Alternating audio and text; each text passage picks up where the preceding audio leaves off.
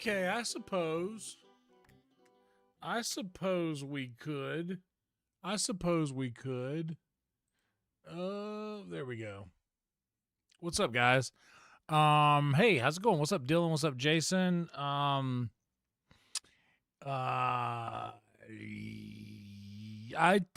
Hey, hold on. Before I go any further, I'm sorry. I'm making weird noises to start with.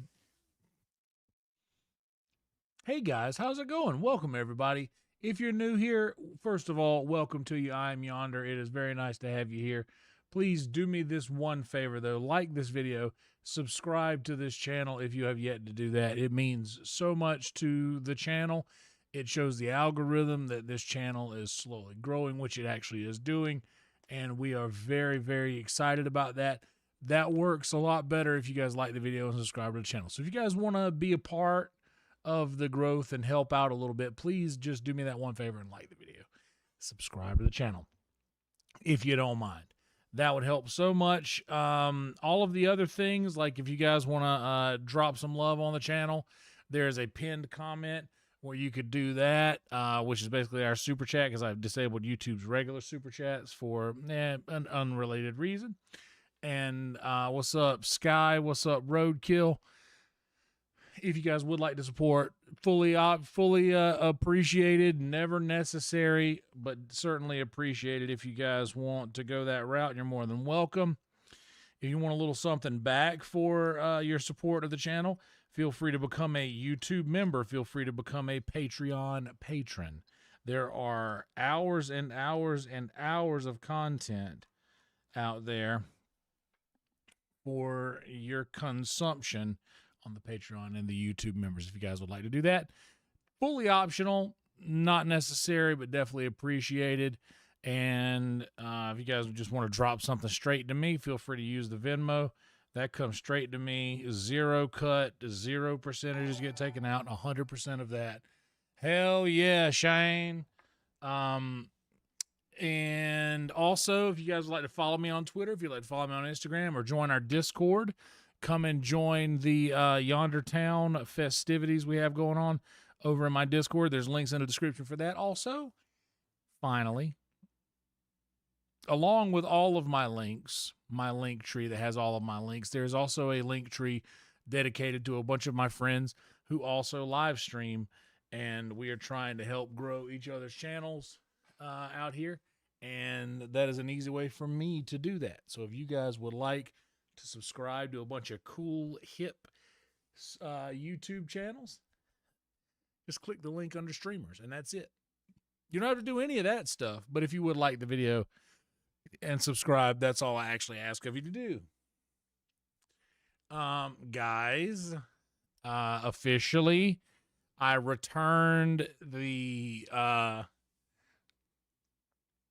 say officially, I walked into my, and now you hear me saying my new apartment's lobby today, and I heard the words, "You're approved."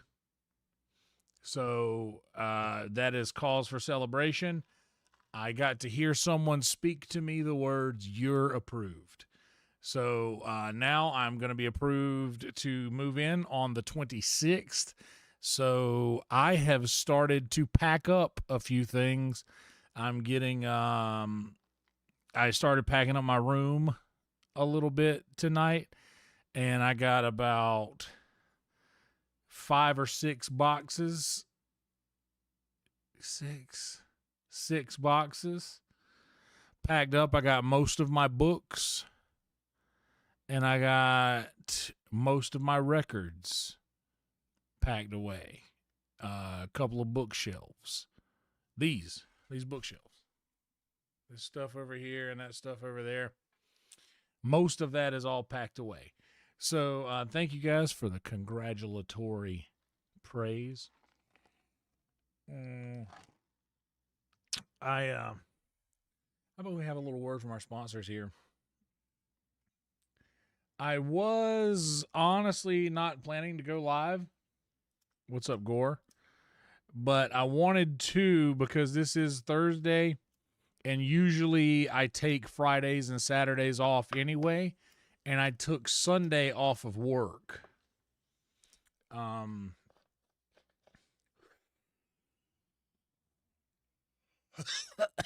boy.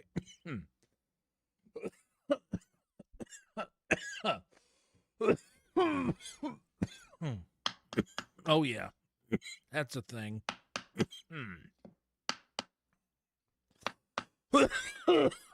Yeah, I took Sunday off work, so I will have that entire day to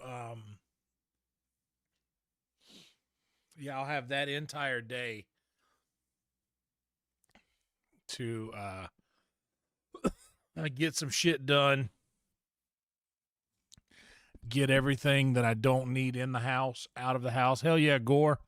I ate some hot dogs in the air fryer tonight. Air fryer hot dogs, nothing like it.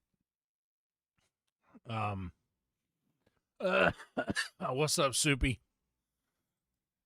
But yeah, I gotta be at the office, and by 9 a.m. on Tuesday to get my to pick up my keys. I should be getting a lease sometime soon.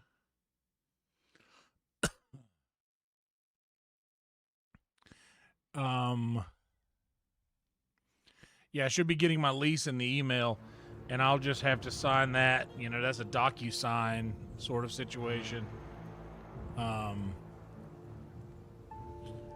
So that'll be all finalized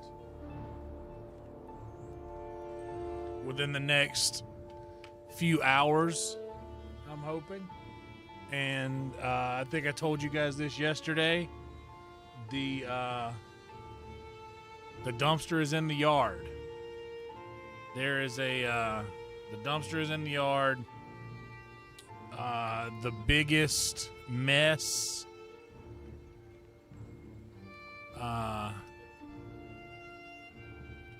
The biggest mess left can just be thrown in this dumpster.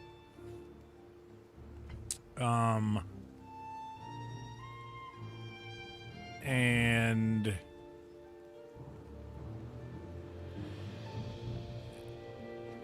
yeah, everything else, I'm gonna have to organize the day between Tuesday, Wednesday, and Thursday. I'm planning to have a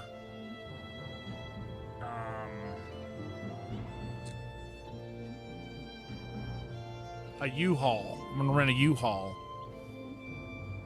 and I'm gonna have that for a couple of days, which is gonna be. Well, actually, let me see how much that'll be.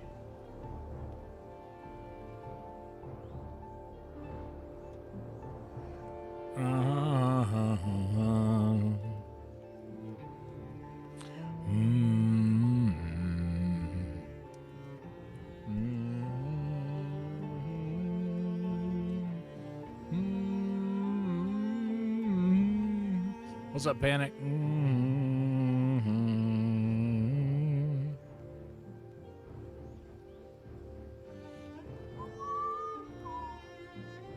I would like to pick this up on Tuesday, on the day that I sign my lease. My drop-off location will be Austin, Texas. Let's search.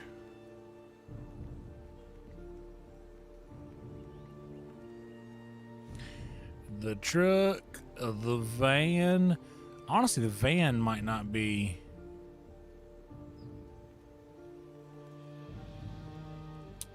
But yeah, $30. I could get the big one. I could get the big boy. But I might have some issues getting it. Maybe the $30 one? What do you guys think? Do I need the 1-bedroom home to 2-bedroom apartment one? Because I'm only going to be able to put... See, the 10-foot truck, like, it don't have no loading ramp. Yeah, I need to get this one that's got a loading ramp. $29.95 plus $1.09 a mile. I'm gonna select that. We're gonna go ahead and select that.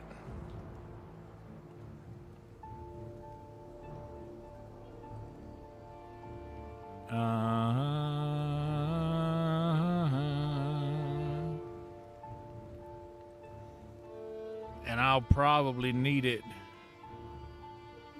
for 2 days. Right? If I pick it up on the...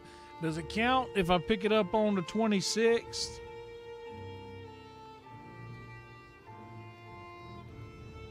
Smaller vehicles are more fun to drive. But...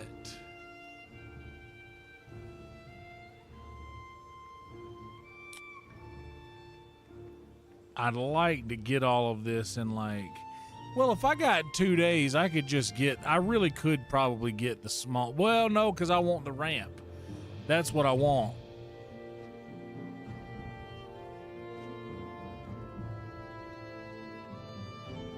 That's the smallest one that's got a ramp on it.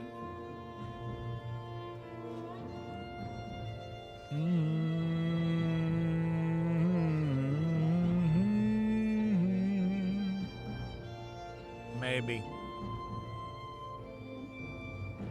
I don't need the big boy.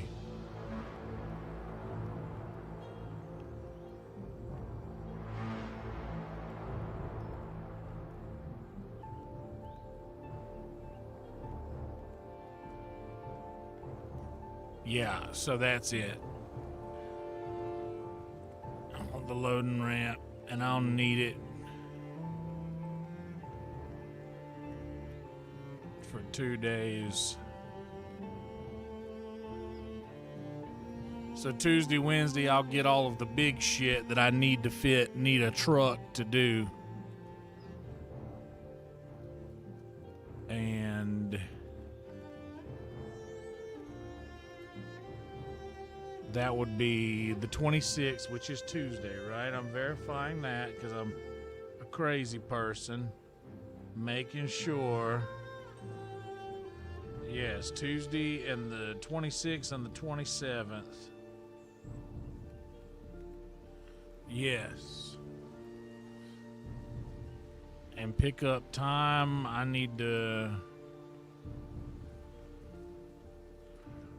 can pick it up.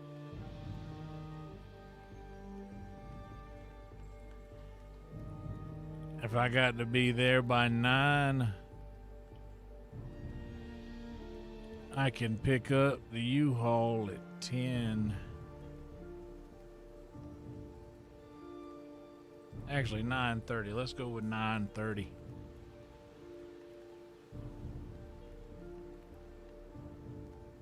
Yep, that's right.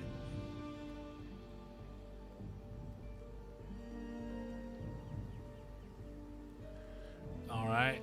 Available and closest. What's up, RM?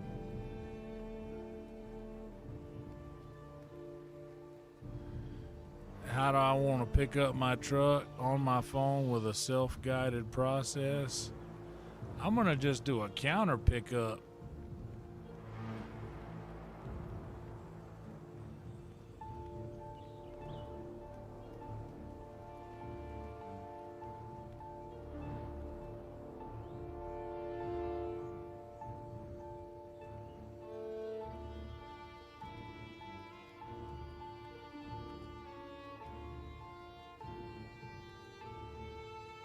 Yeah, I'm going to get that little insurance.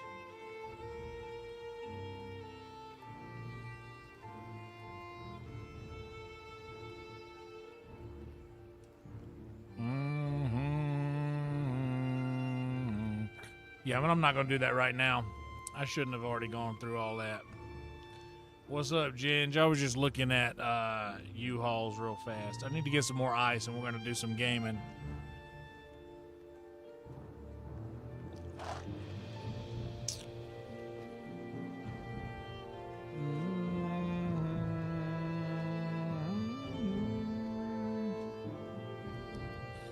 I'm going to go ahead and get the gameplay screen set up like so.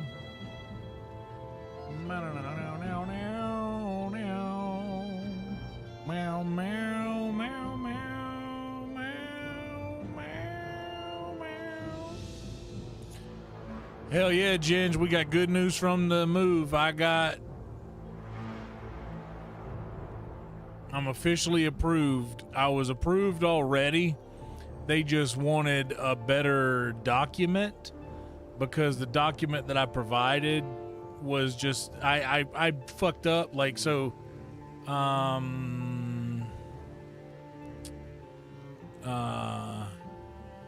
yeah, Ginger. You know what, this is gonna be kind of a longer tale, so I'll tell it while we jump into the game. Let me go get some ice real quick and I'll be right back, okay? And then we'll do the game.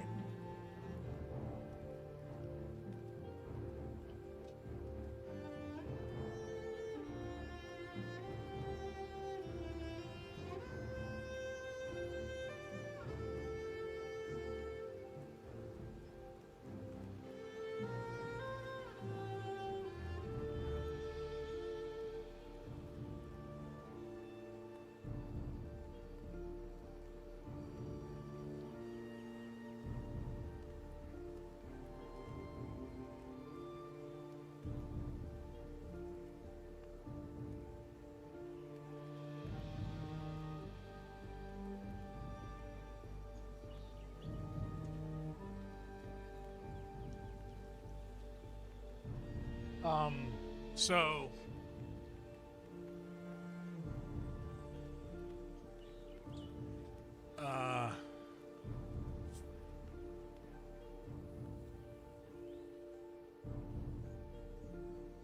wait, what was the story I was just telling? Somebody remind me.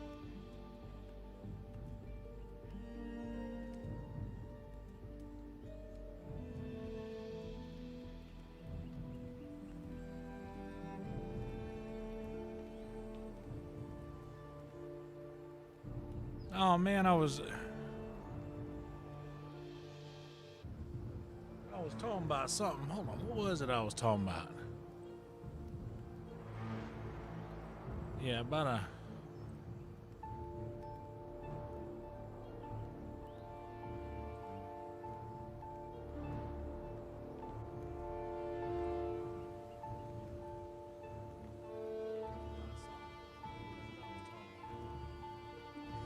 Oh, yeah, okay.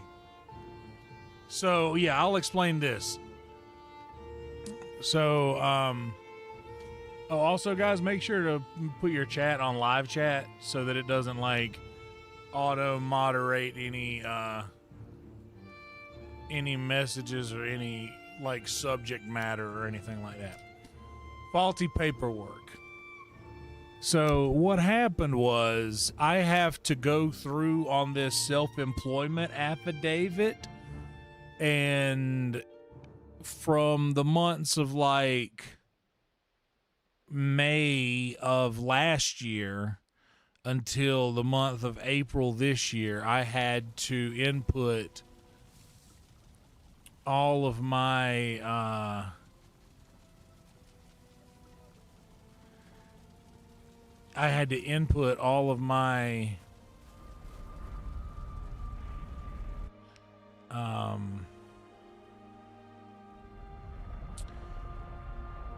revenue source, all of my payments. So every payment that I have received ever from YouTube, I had to write them out individually.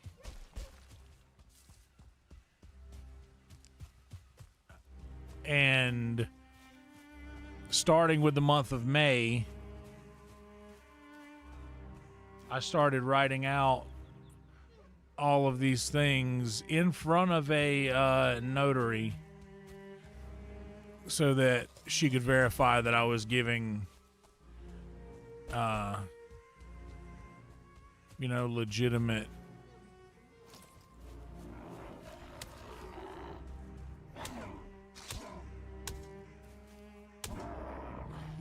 information. But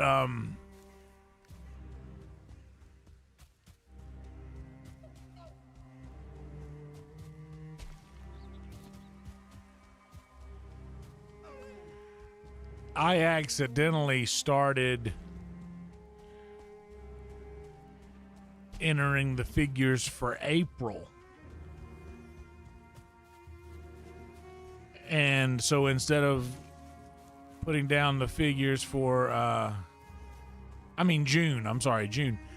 Instead of putting the figures for May, June, July, I accidentally started with just June, July, August. And that threw the whole thing off. So I had to go and rewrite the figures in and initial next to everything that I updated or changed.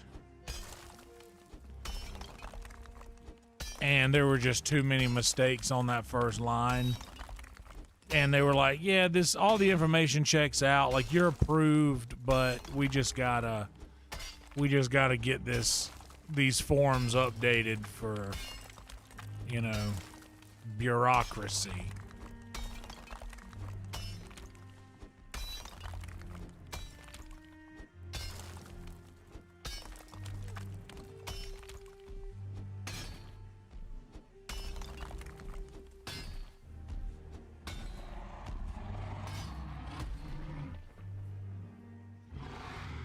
Bet you can't get down here to me, can you, bud?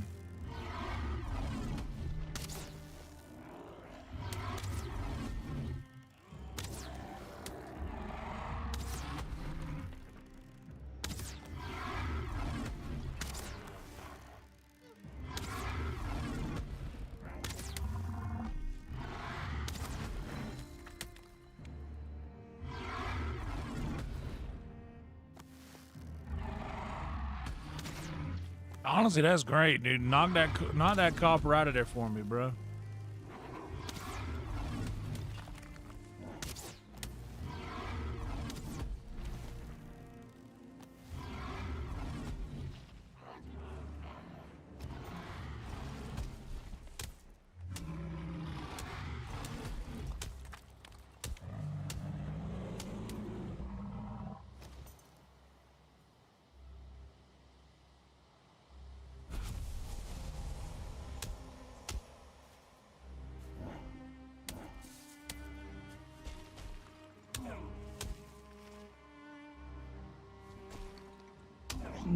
Yes, and also RIP to Kyle Busch.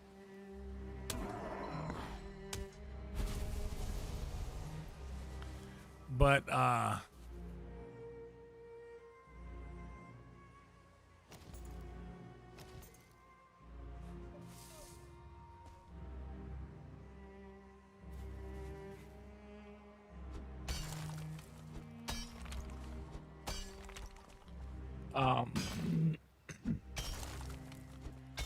But yeah, so I had to just go back to a notary today and fill out all of that. paperwork that I made a mistake of filling out. That was strange, man. But apparently from one of the websites I read, he apparently went into hospital. I believe he had a stroke for some brain bleeding.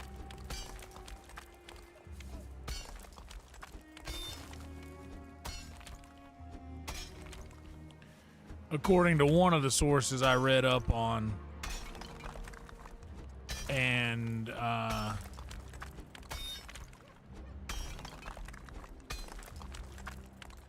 more copper down here.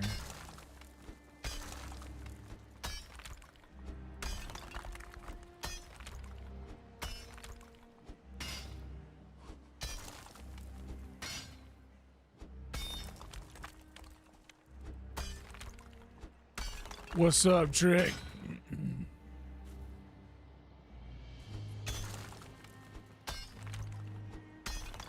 I definitely understand that. Welcome to my life, buddy.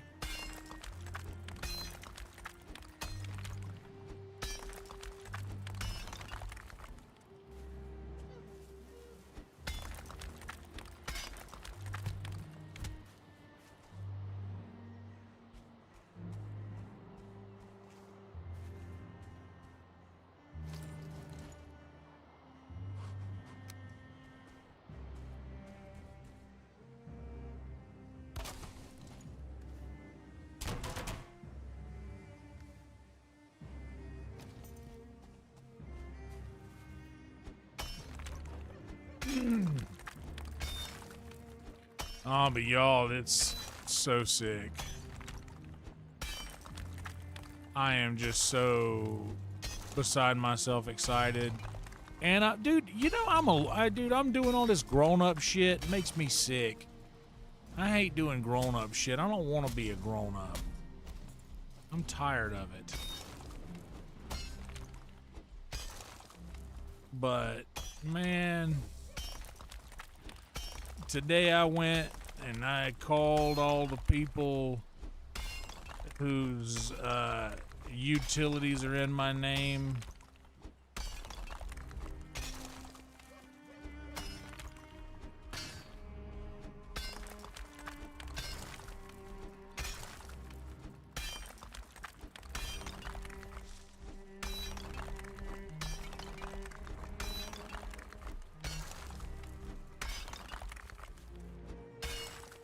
And I went ahead and canceled all of the auto charges for next month so that I will be freed of these bills.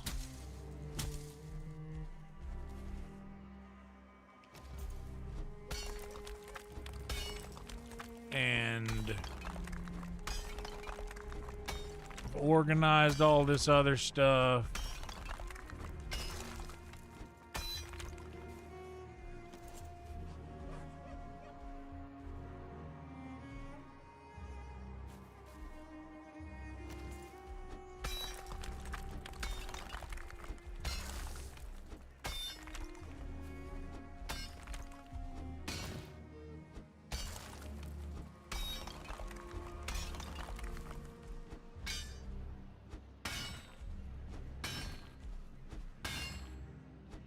Grown-up shit really does suck. It's just the most uninteresting, not fun thing one could imagine.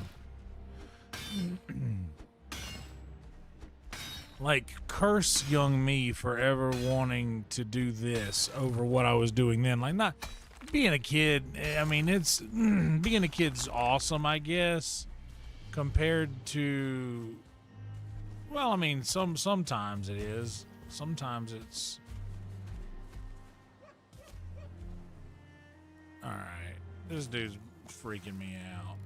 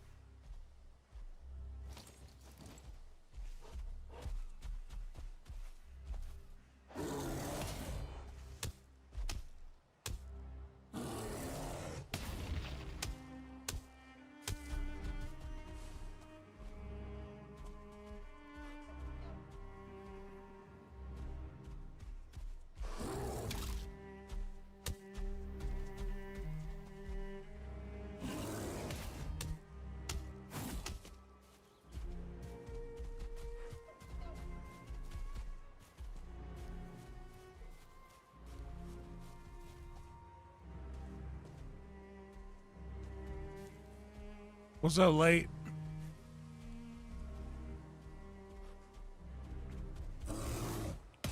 It's okay. You're Sky. You're in Yonder's chat. That's where you are. No need to freak out. You're here.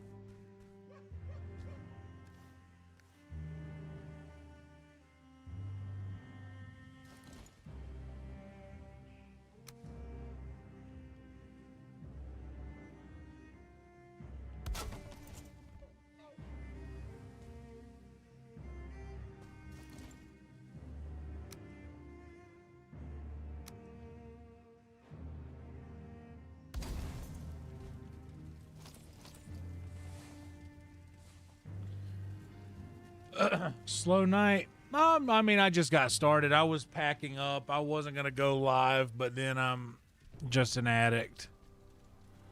But yeah, it's a little bit of a slow night. That's fine, though.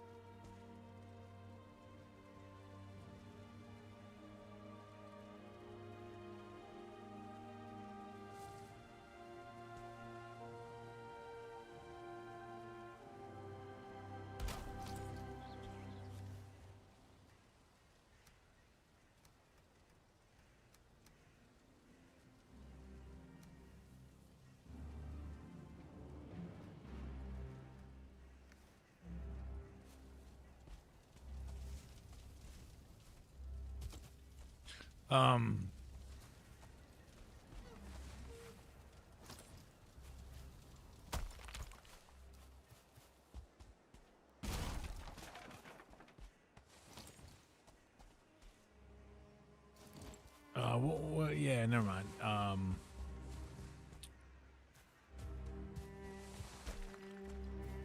So yeah, I was the other day I got started a little bit by going through my closet, packing up things that I need to part with.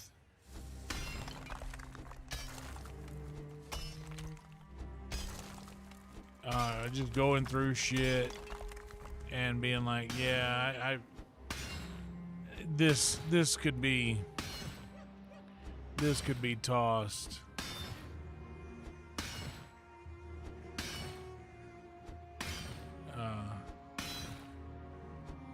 Movie that changed the way I view the world, Big Fish.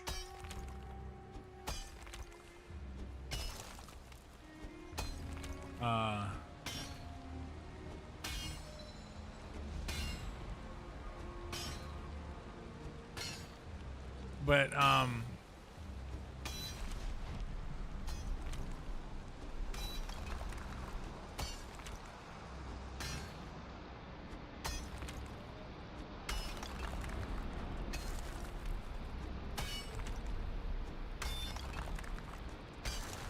yeah, I just kind of like went through it and was like, you know, I've had most of this shit for years and years. And when I see it, I think about that, you know, memory that's tied to it. But if I'm being honest,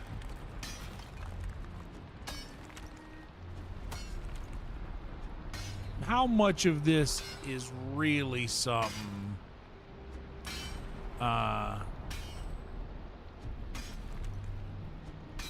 How much of this do I really like? Would I not be able to live without? So Goodwill will be getting trash bags full of old clothes.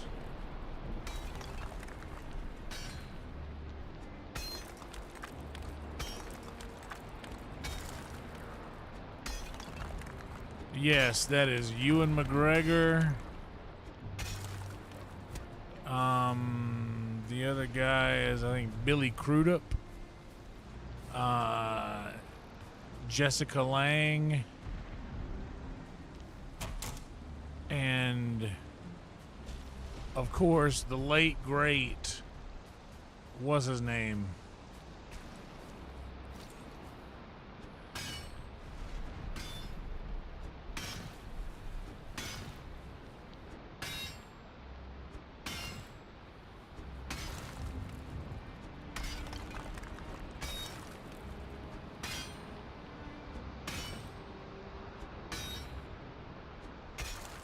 It is such a great movie.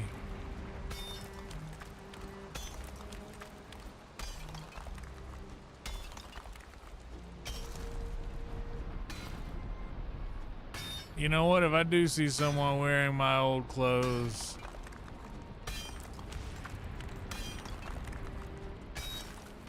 that would, I mean, it'd be nice to know that they're getting life out there.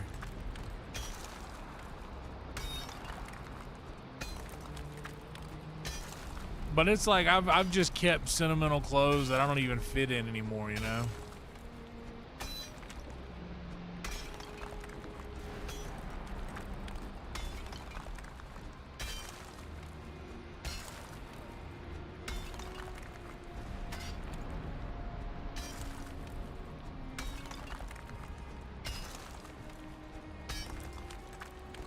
Like, yeah, how the fuck do a homeless dude got Goodwill money?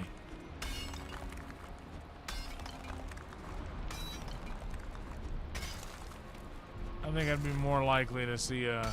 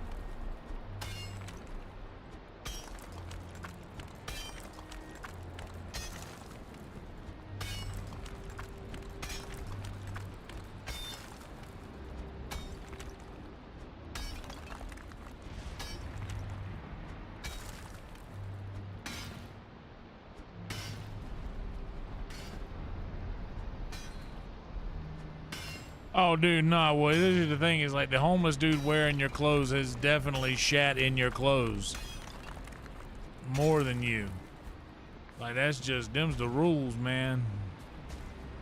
This is a massive copper node.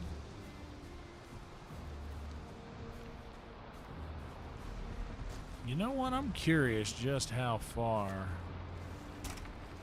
around here.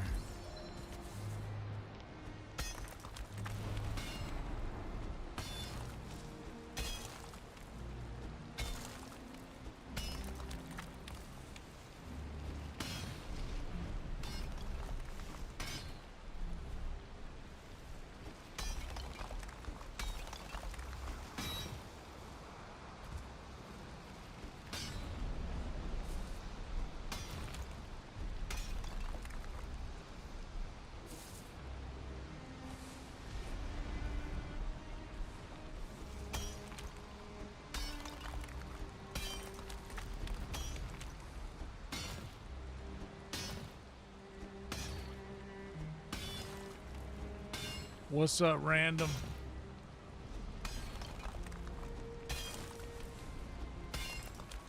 No, but dude, I'm literally just holding on to t-shirts that I can't wear anymore. It's like I see them and think, oh, I used to be able to fit in this. Oh, but I love that shirt, and I got so many cool pictures of me in it.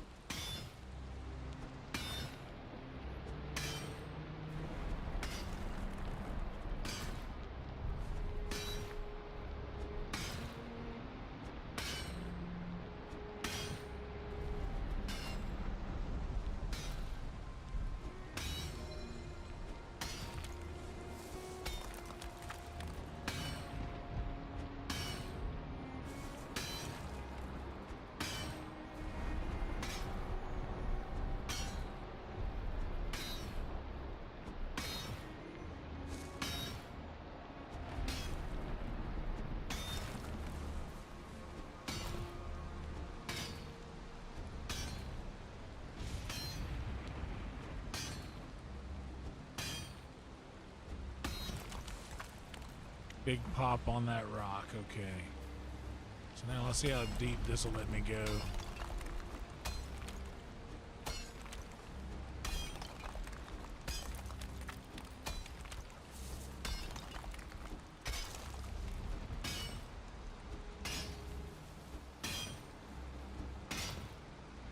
I can't carry any more stone, Clarice.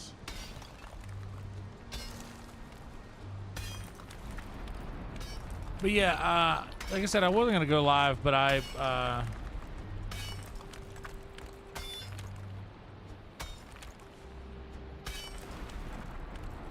got a little ration of packing done, and I'm proud of that.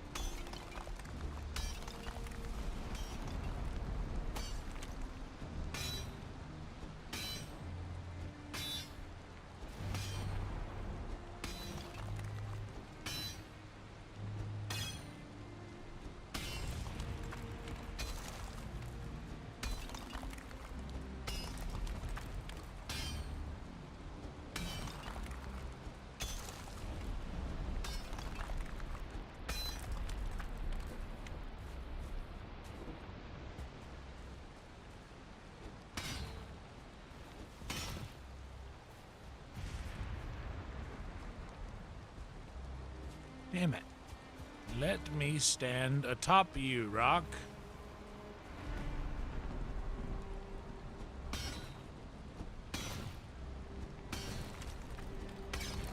There we go. That's all I needed to break. The rest of it's fine.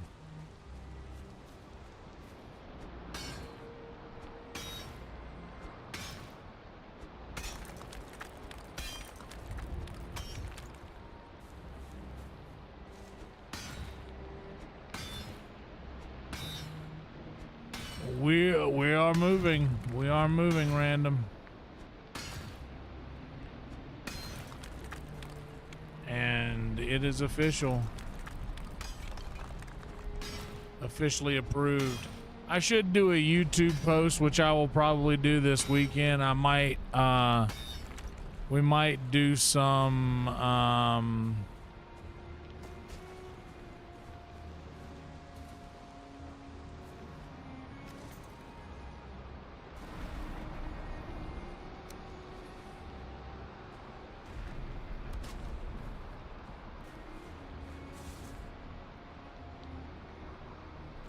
we might do some work streams randomly just to keep the ball rolling, so to speak.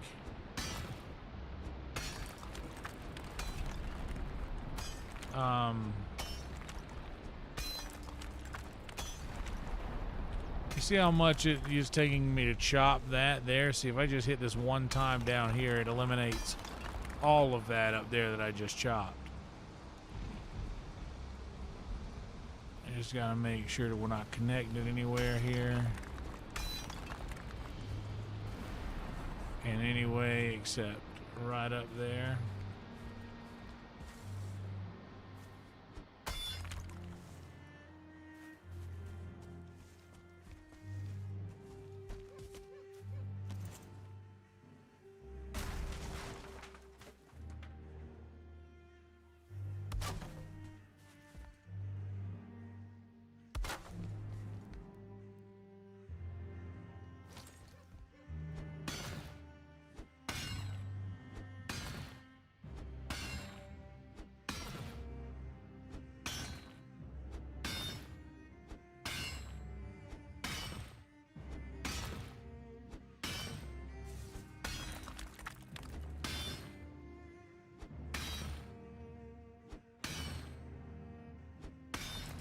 Dude, it was great. Dude, he crushed. He really crushed. It was awesome, dude. I got to hang out with him for a second and just, I don't know, we had a moment. He talked about that.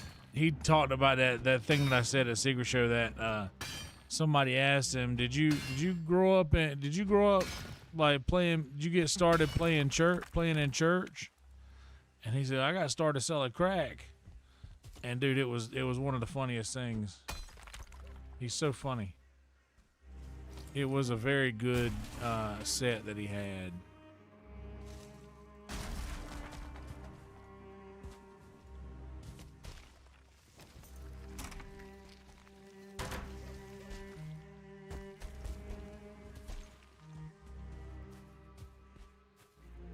Okay, there, we got to get that. Because there will be no chance in making this ore pop if anything like that still remains.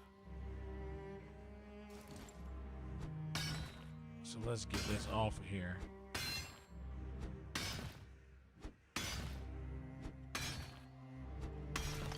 Perfect. I was hoping the whole thing would break off like that. Now this thing.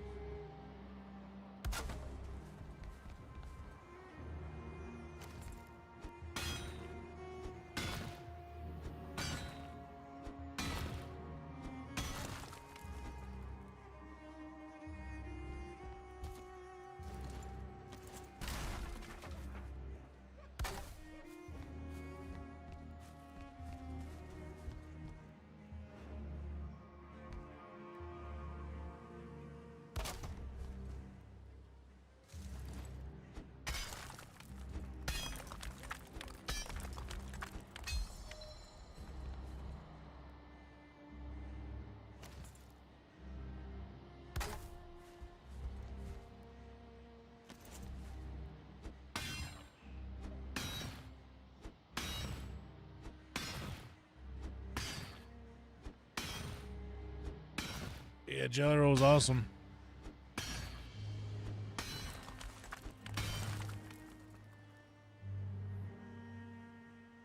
Yeah, wouldn't that be nice?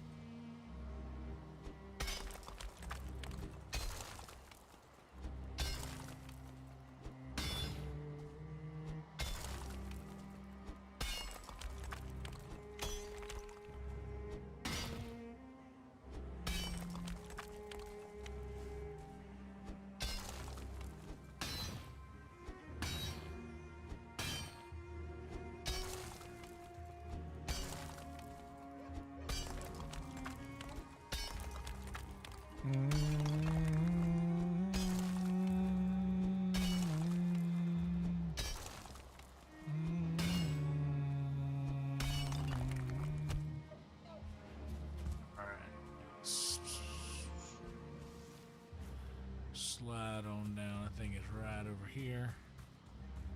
Even if it ain't, it is.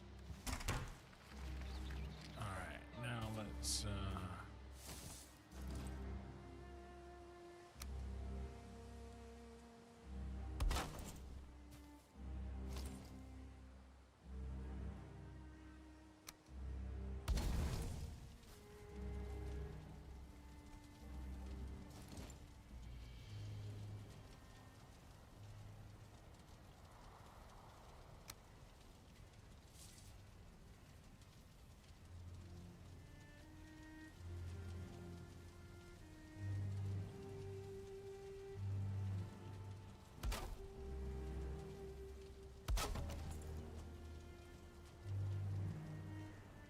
easy enough.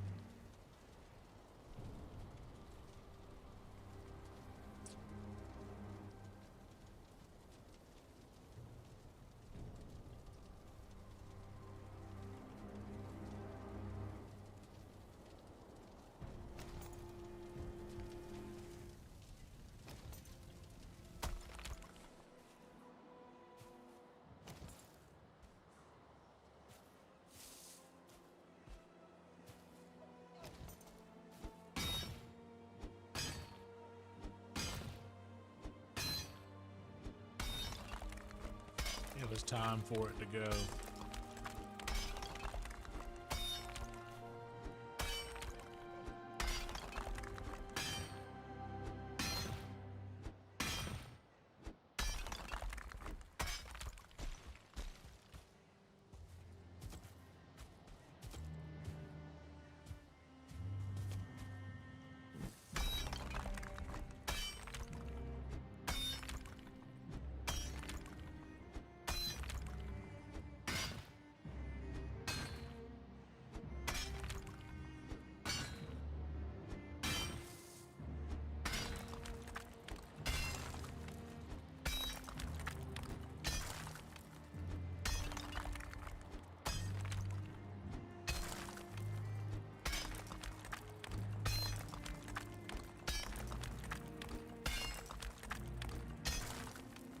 Dude, this copper goes way down, bro.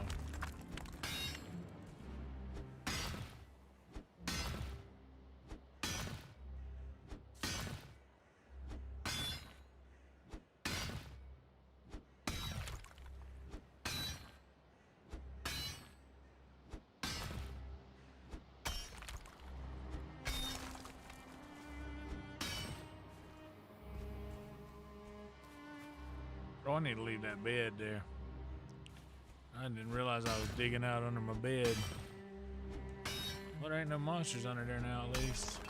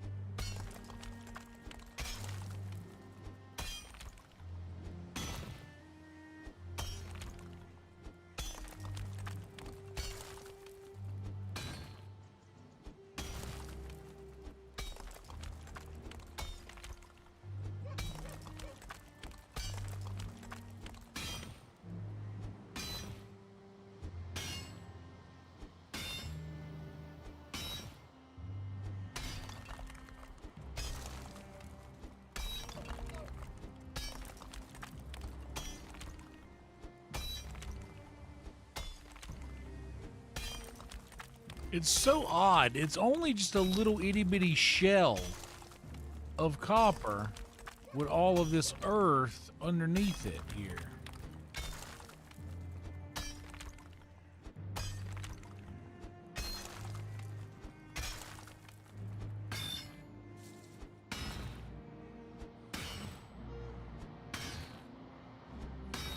Interesting.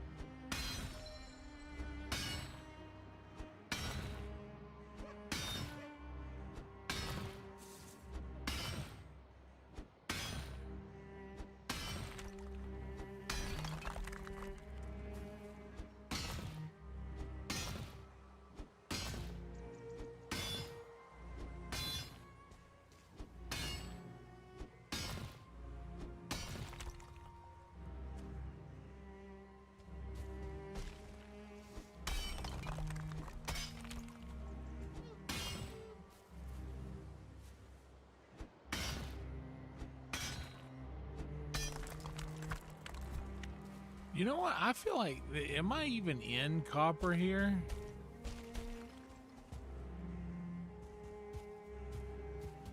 Or was I just digging out of a regular stone?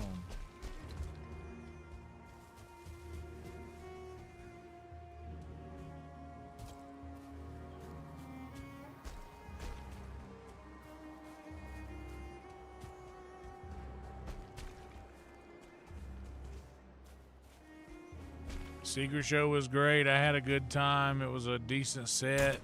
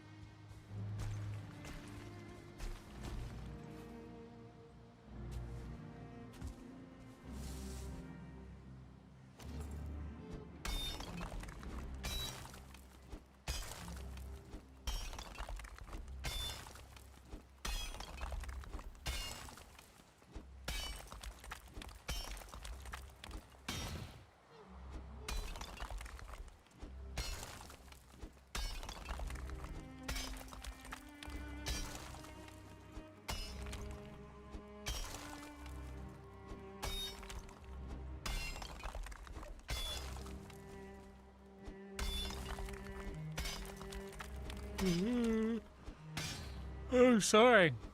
I'm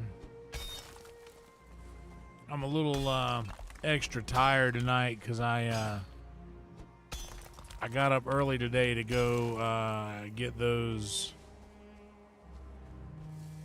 forms notarized, and I didn't take no nap or nothing. And as much as I've been saying lately that I hate naps, I really do. but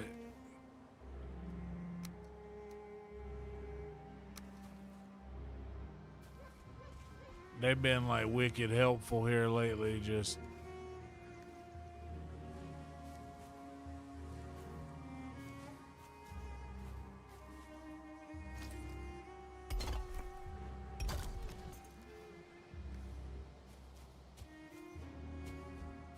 and I don't really like naps like that.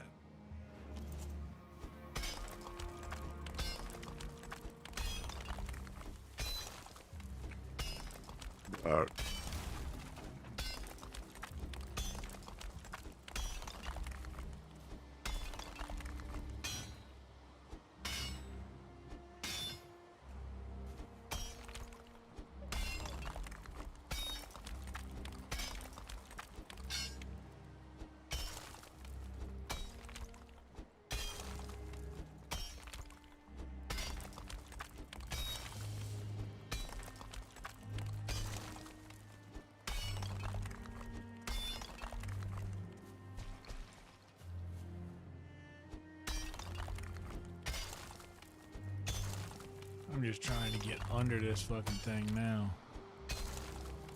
I've also haven't had a soft drink in a couple of days. I've just been drinking literal soda water. I'm like, dude, I just the whole ritual of now I'm in the habit of just a 2 liter, and I was disappointed in myself, but I walked down the soda aisle, and the first thing I saw was like big 2 liters of club soda. It was only like $1.50.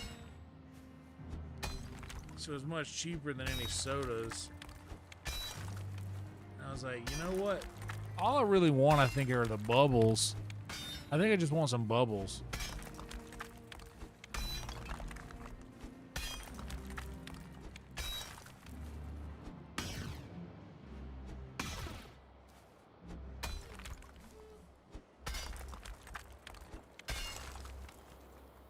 All right.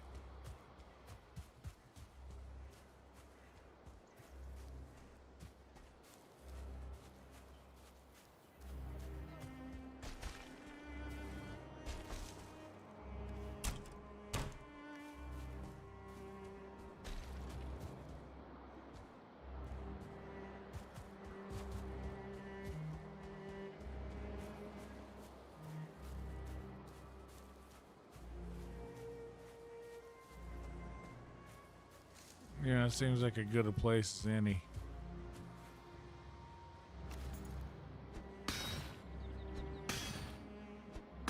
Start digging into the heart of this thing now.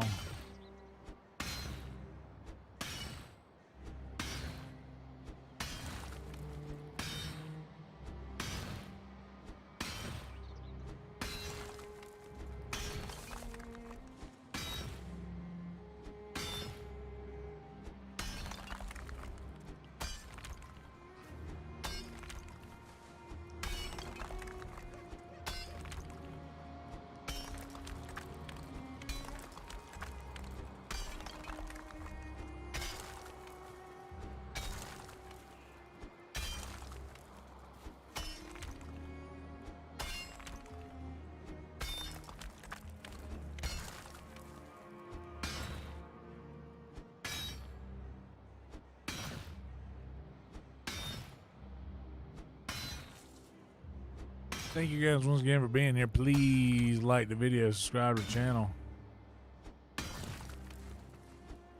Ironically enough, we already are having a more successful stream than we did last night in a fraction of the time.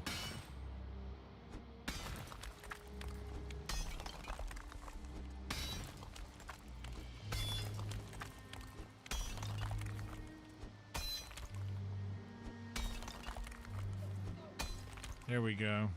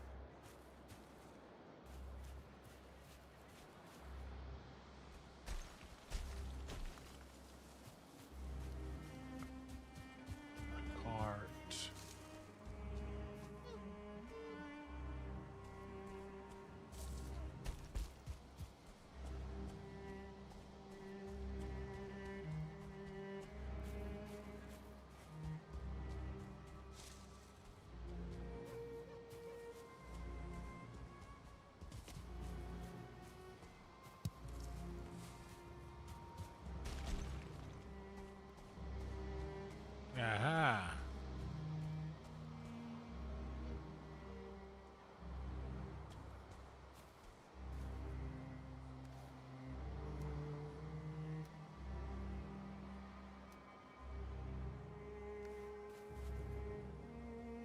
Music is great.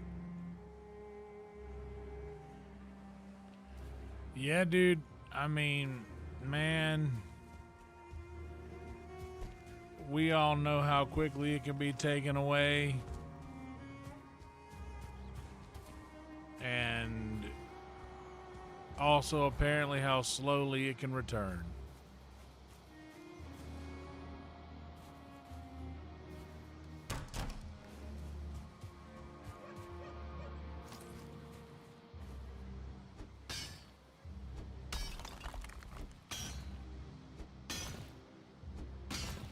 I'm definitely awake now. It's only 2:15. I like to go, man, that 1 o'clock to 2 o'clock to 3 o'clock stretch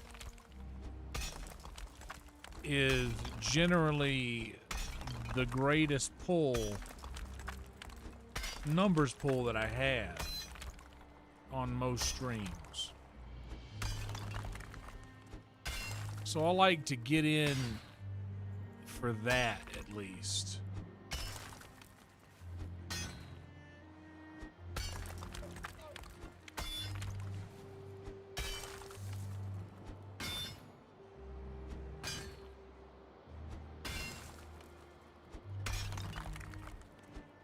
Yeah, you never know, dude. I'm gonna try to hit this at the seam and see what happens.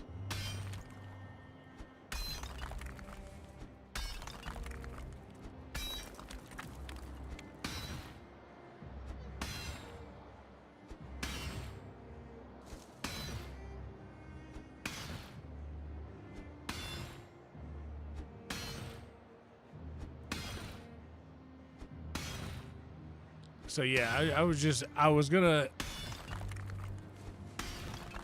honestly trying to perform a little test tonight and just see.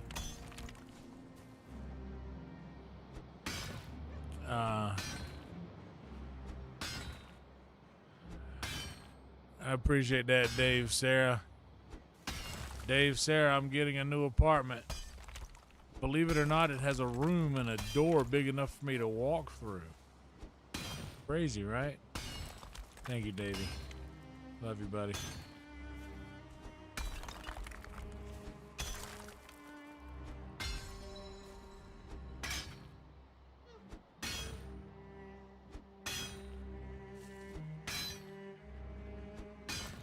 I appreciate that, Trick.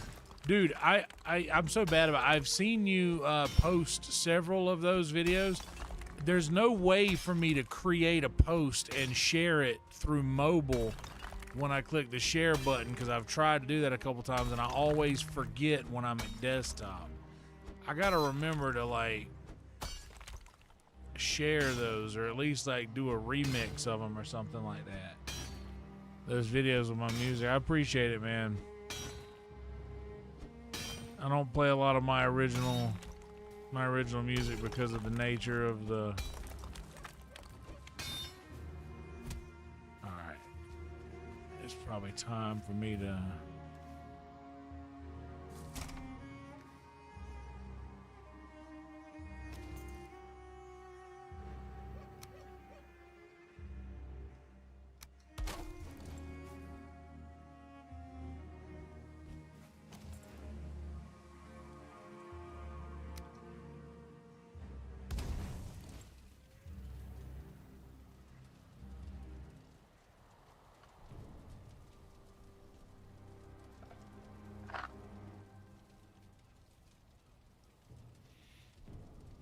I know.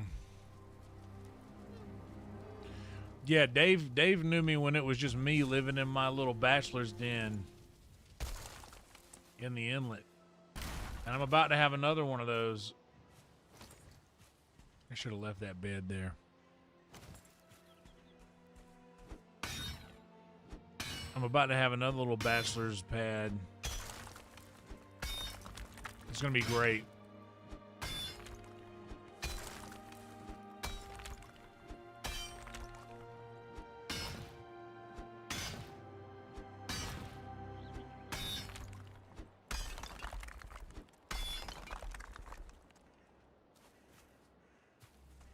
See that up there? That's mostly just, look at that. Just a couple of swipes and it clears it. One swipe clears that all the way up. Just hit it at the bottom, all the way cleared.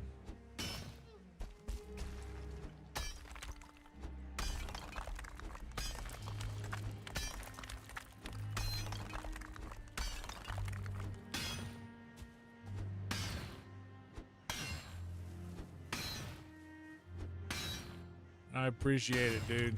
Thank you, Trick.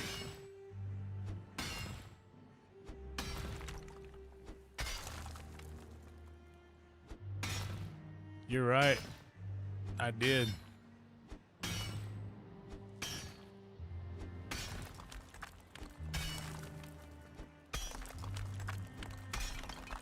I did. I still do that here. I have a laundry basket in my bathroom here. Like an old busted laundry basket.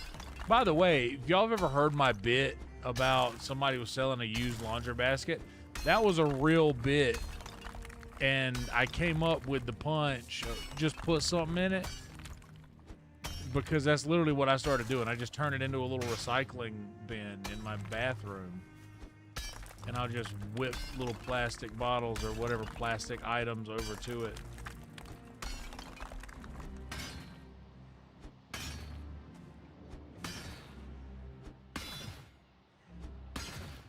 Yeah, we'll be bringing the recliner back.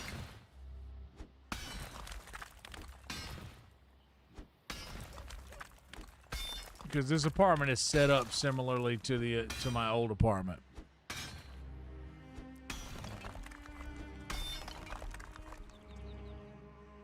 Well, there's already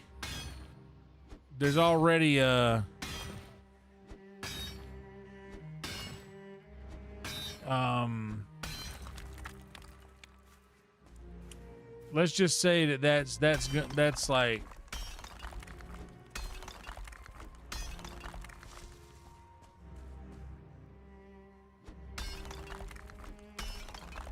that's already happening, Trick, for sure. Like that's that whole story is literally a movie.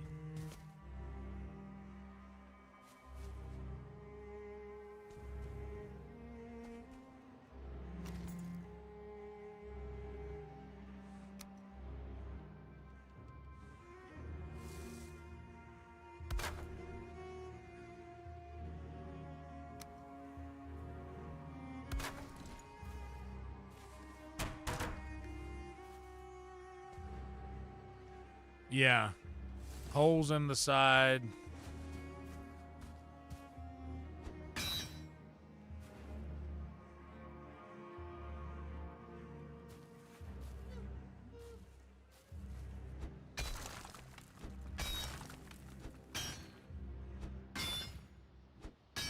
But yeah, just put something in it.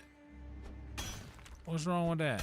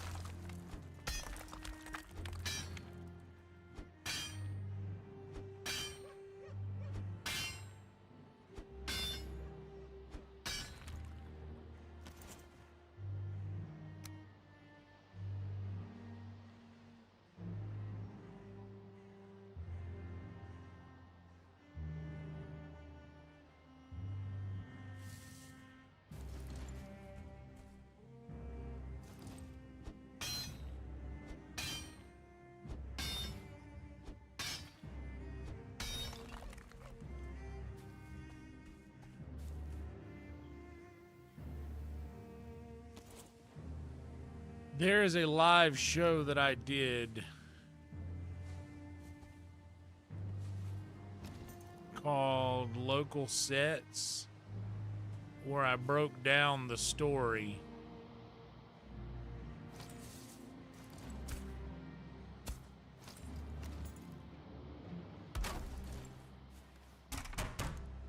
where I broke down the storyline of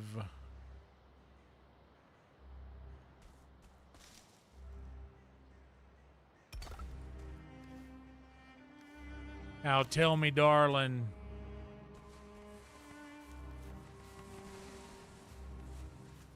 is a last plea to try to get someone who's not meant to be in love with me to fall in love with me. And the great confession of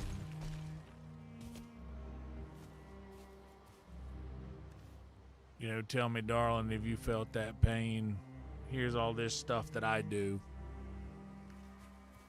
because of what I've been through. Have you done the same? Tell me, darling. How that bleeds into the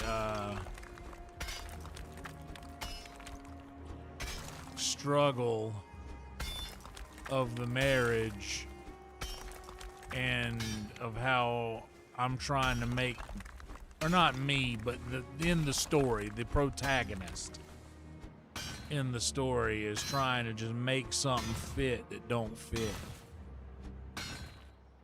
And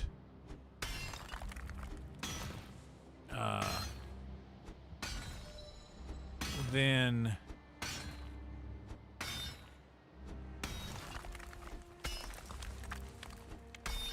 through all of the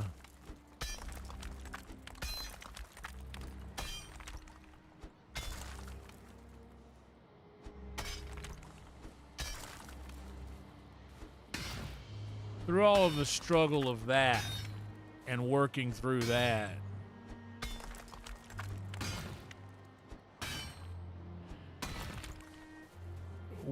our hero, our protagonist, ends up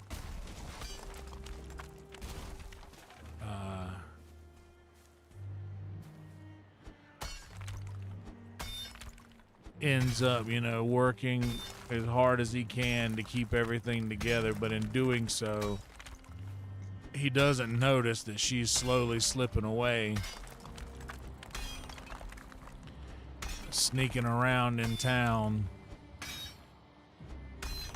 And while he's back, tending to the land, she's all out stepping out on him, which leads us to It Ain't Mine, where he finds out that everybody knows this in town. It's like it's almost like a running joke in town. He is a joke in town. He is embarrassed. So It Ain't Mine happens. And then shortly after, in the timeline where It Ain't Mine happens, that's where the Ballad of the Unlucky Man picks up. Where in It Ain't Mine, there's infidelity.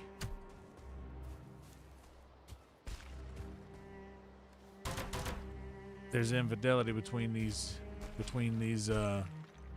people.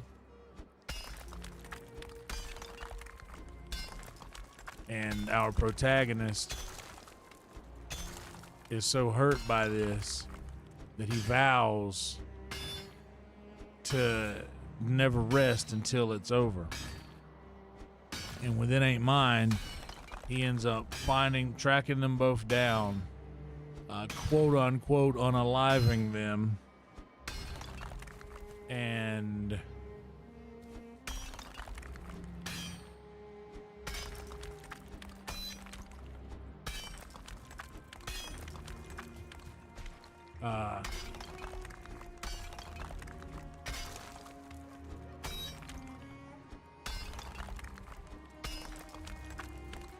after which we don't know this, but the fella with which our protagonist's promiscuous love has been having an affair with is the son of a very wealthy man from up around Kansas. And of course this story is set in rural Oklahoma. Farmland off the Red River. And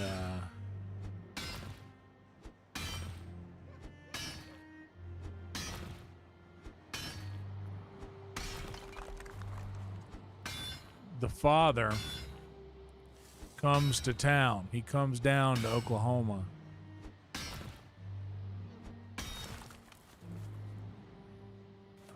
We found air underneath that. That's good. The father comes down to Oklahoma to retrieve his son. He had heard tell that's where his son was hanging up. He comes down to Oklahoma looking for him. Can't find him. But he's a very wealthy man. And this is taking place around turn of the century. The year is 19. I would say the whole story takes place between 1910 to about 1914 or 15. This specific part of the story happens in 1912. And the father of the character we're going to be calling the suitor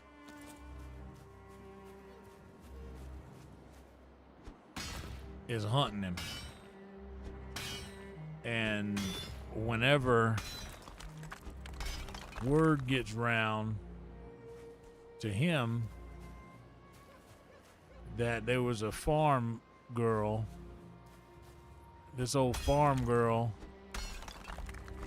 that he used to be running around with, because it was popular around town. Everybody knew about it. It was embarrassing for our hero, our protagonist. He was very embarrassed about this.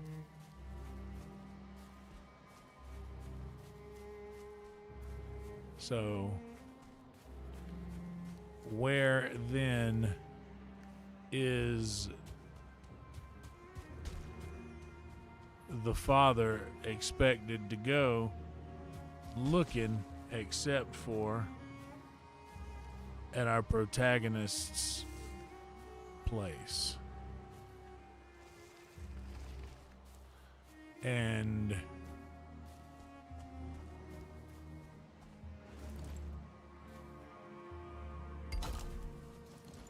we can't have that, because that means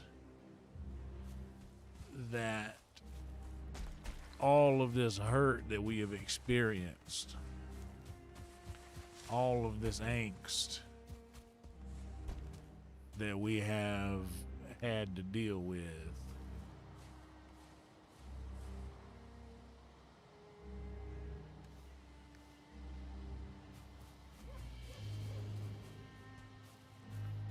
would have been for naught.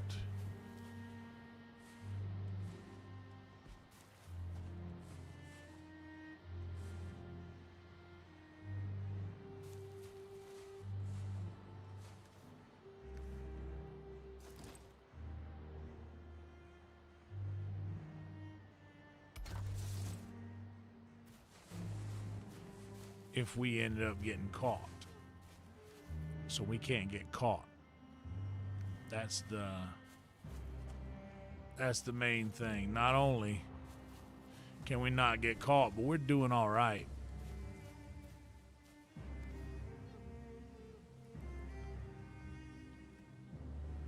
You know, bought back daddy's land. Now we're running that like we always were supposed to. It's ours. So getting caught for what is in our minds rightfully, justifiably defending our honor,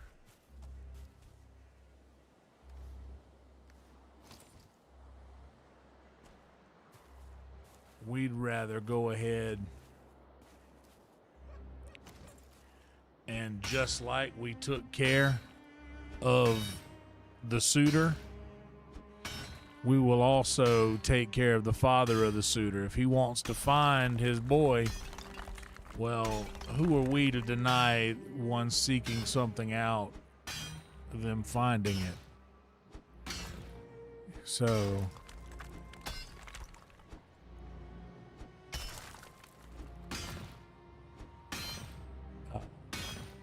what's up, Stu?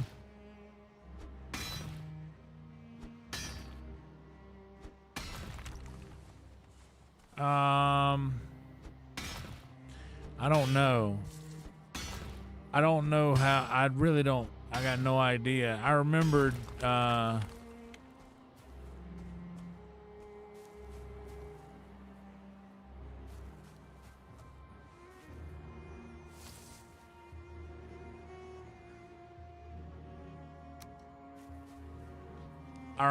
the whole song started with, and this was before I even had an idea of where the story was going. I didn't know. I did not know where the story was headed.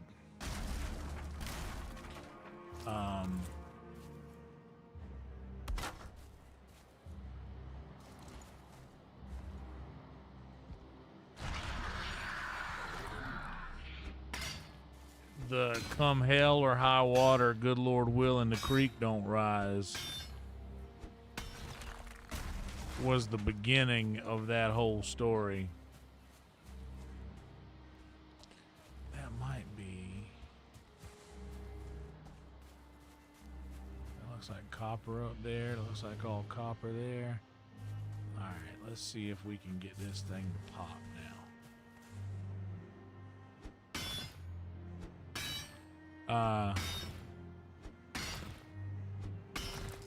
But it ended up being that's just where it was. But anyway,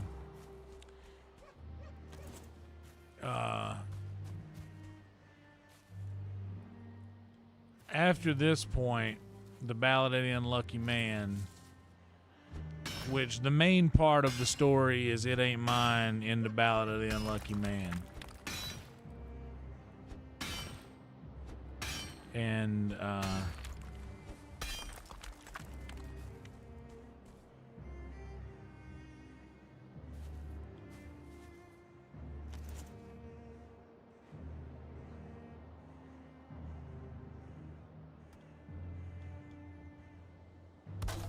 so once that story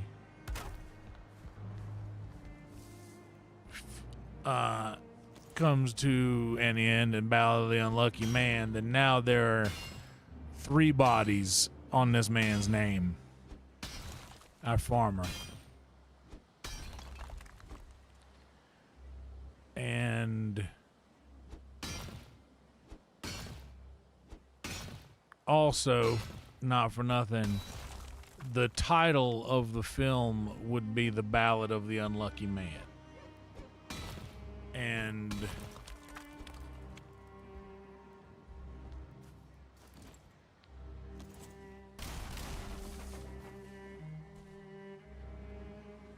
And it's left up to the viewer as to who the unlucky man is. Because there's many people it could be. It could be the man who is cheated by someone he had no business running around with in the first place. Could be him. It could be the son of the rich man who just ended up fooling around with the wrong woman, who ended up being married to a psychopath with the wherewithal to commit heinous crimes in the name of what he thought to be just. Could be the father of the suitor.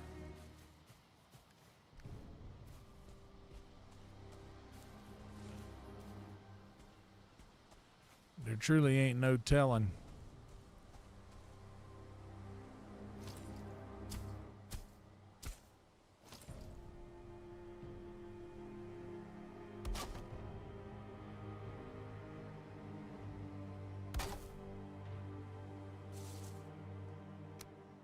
But it all ends up with the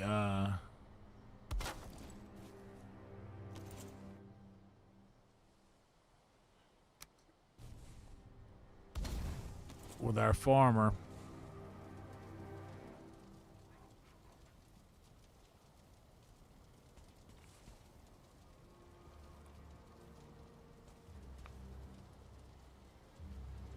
It all ends up with our farmer struggling with himself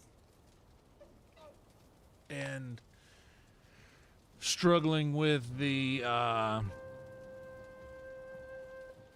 quote-unquote monster that is now living in him, that he is guilty of all of these things.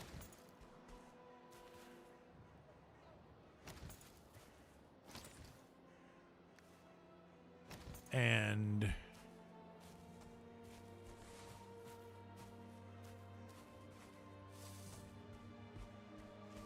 he has himself been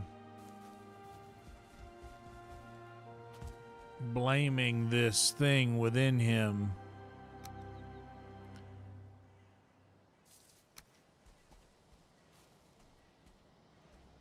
for all of these things that he has done. And quite frankly, taking very little responsibility of his own for his own role in this whole debacle.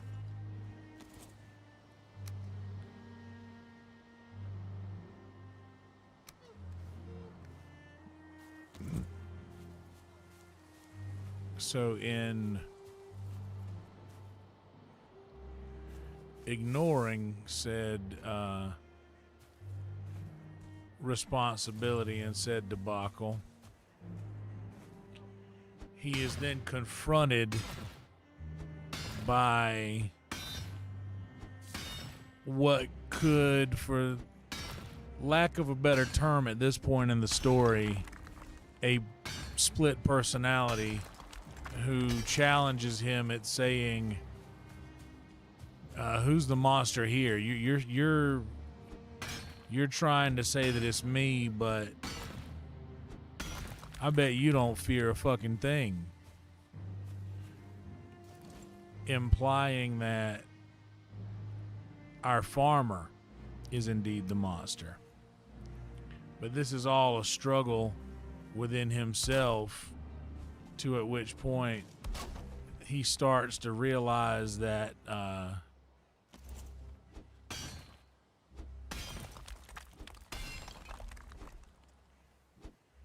that these quote-unquote monsters or demons, as he is taken to believe in what they are, is that this is a demon that has possessed him to do such things.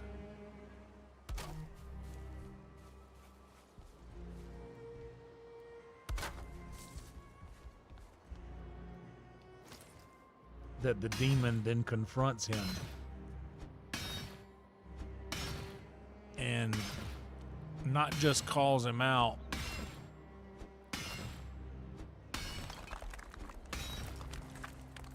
but also in a way sort of sets the story straight. And that is where More Than a Man comes in, where it's the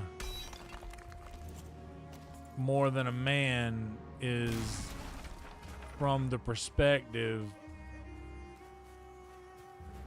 of this monster, this demon, even so that like on the album, the vocals on that song sound differently than the vocals on every other song.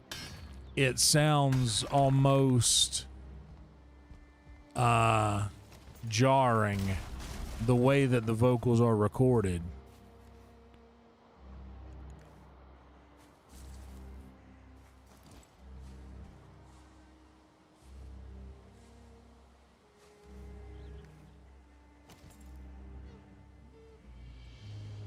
Because that's from the perspective of the demon.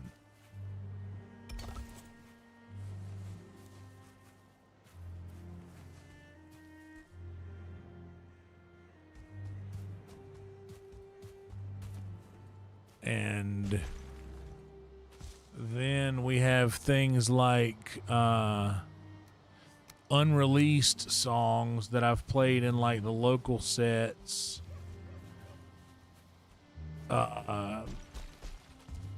Come Down Off Your Saddles being our farmer trying to come to terms with who he was, who he always was, and also who he would like to be.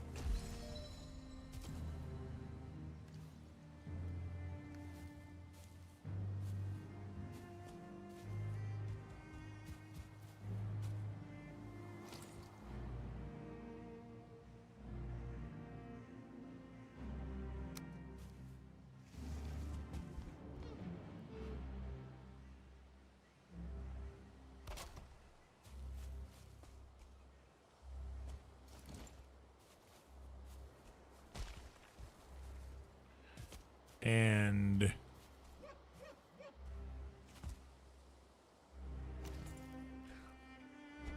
then the resolution is him realizing that he isn't just the farmer. He isn't just the demon. He is both of these things at once, which is where we end up in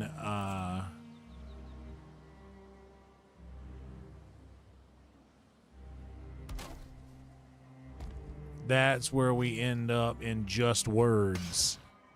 I am legs, you are wings. I am fall, you are spring. We are the same, but we are opposite. But it's written in the I and you format to give the illusion that this is two separate beings, but truly it's one. It's just one being. And once he comes to terms with the I am lock, you are key, I am you, you are me.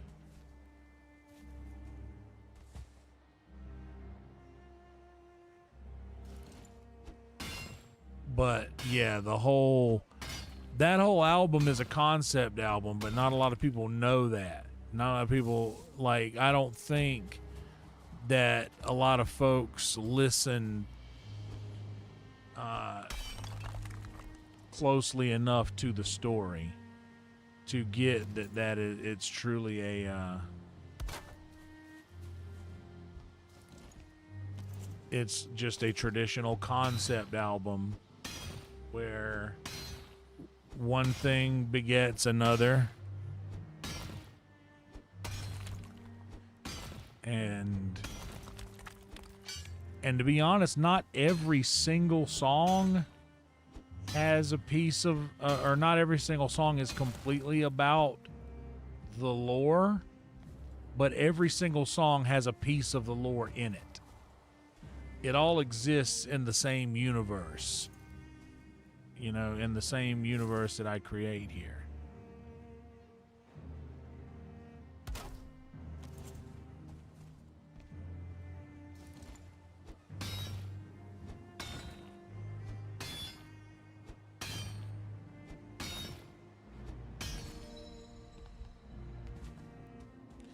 But it's just,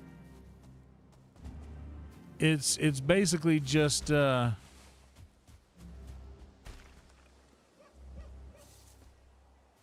just a conceptualized version of a murder ballad written from the perspective of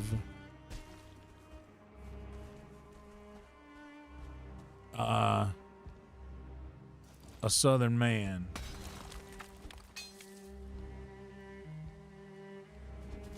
Because that is one thing that is unequivocally Southern, is trusting so much in our own trusting so much in our own abilities that, you know, it couldn't be us who was wrong. You know, how could it be? How could we have been wrong?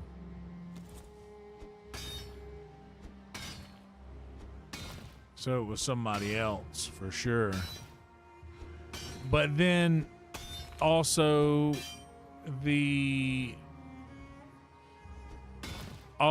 finale of the thought of, hey, this is just me, this is who I am, this is how I am, and that was the pop we were looking for, guys. This is who I am and how I've been, how I always will be. I am all of these things.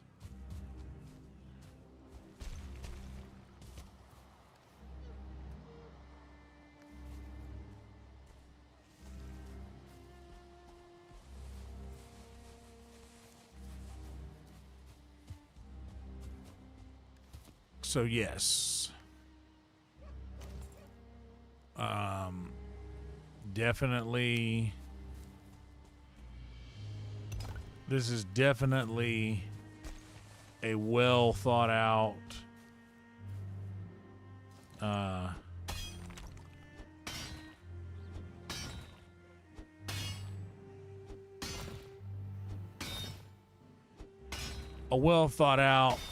intricately crafted murder ballad featuring a mesmerizing cast of characters, each more interesting than the last.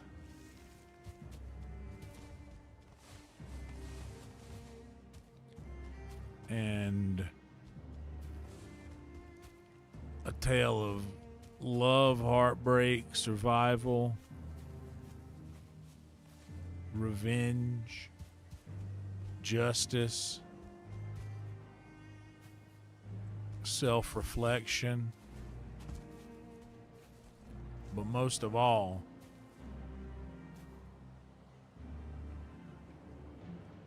that darkness that lives in us. That darkness that lives in us that just creeps right there, just like in Mr. Blue Sky, that Mr. Blue, you did it right. But soon comes Mr. Night creeping over. Now his hand is on your shoulder. Never mind, I'll remember you this way.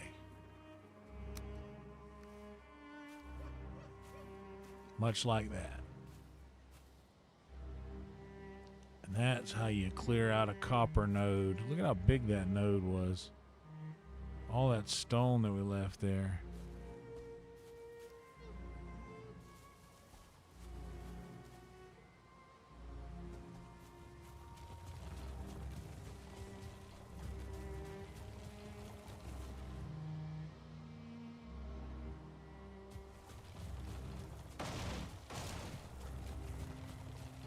So, long story long, that is roughly the web that I spun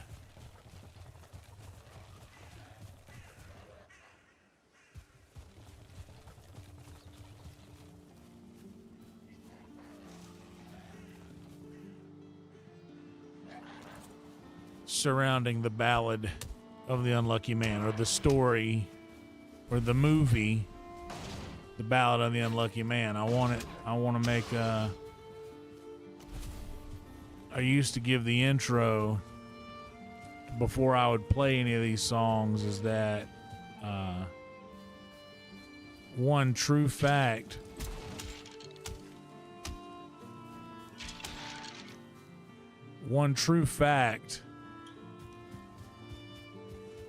concerning film and cinema is that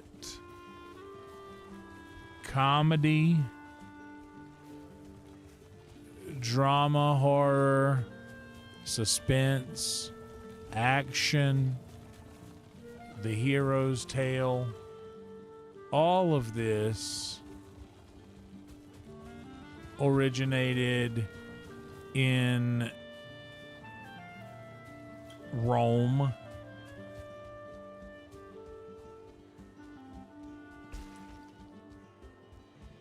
and places of such.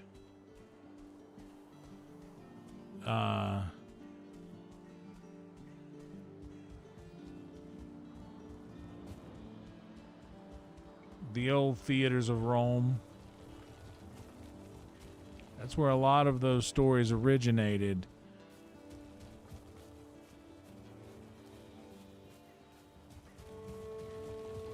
But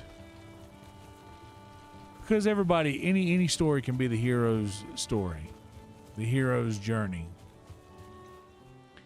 But the Western movie is the only, oh hell yeah, for TBL. I told him, I was like, yeah, they do that all the time to me as well. Like, I lose several subscribers at a time. It happens. And I knew he would get there before long, so I'm glad that he did.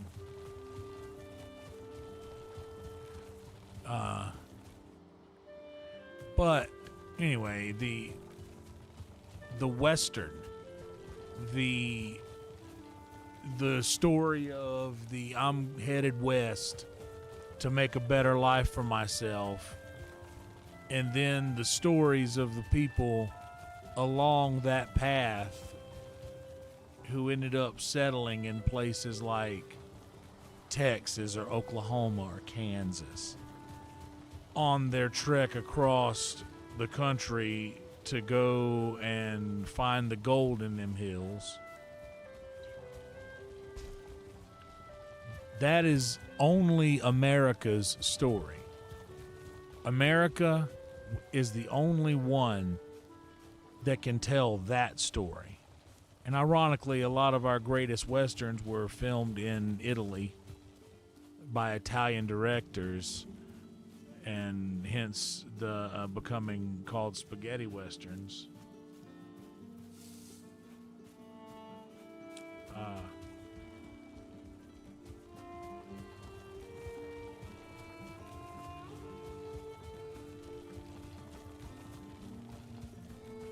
But that story is only America's story to tell. And I love my country very much.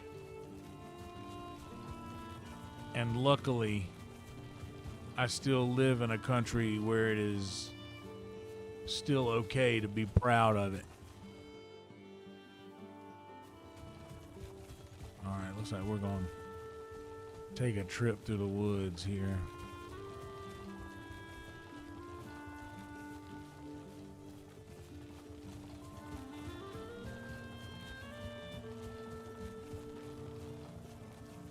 So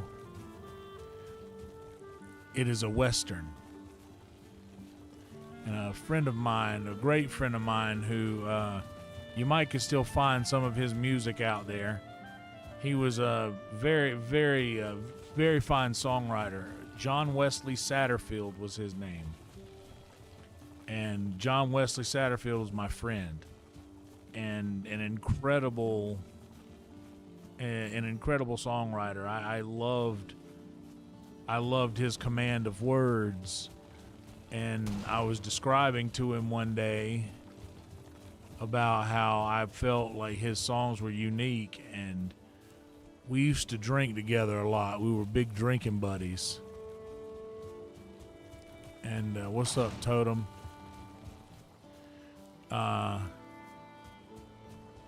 We were drinking one night, and when creatives are partying with one another,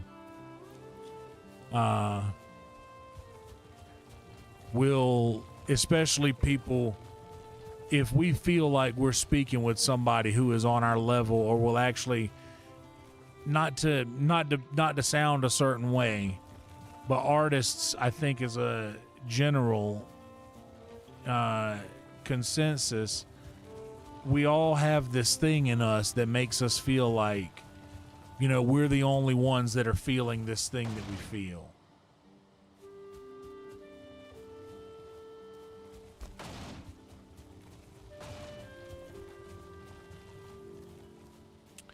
But whenever we let our inhibitions down and let our guards down, we will end up finding that, like, there are more people like us out there. And in one of those conversations one night, me and Satterfield were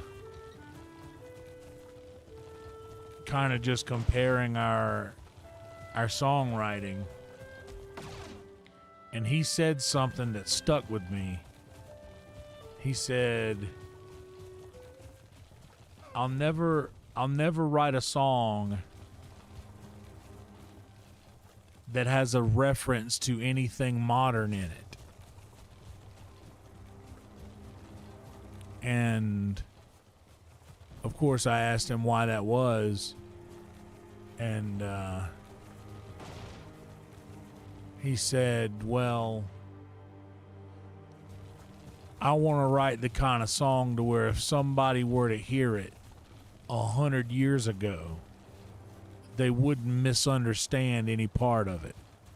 Like, there would be no references in it that they wouldn't get.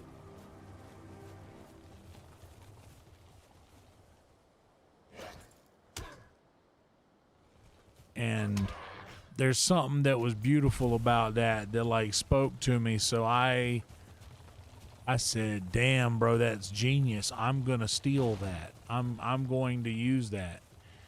To which he's like, yeah, you should. I think everyone should. But I wrote a song for my niece called Young Caroline that is a one-off. It's not about any, there's no hidden messages in that song. That song's exactly about what it, you know, I don't sugarcoat any of that.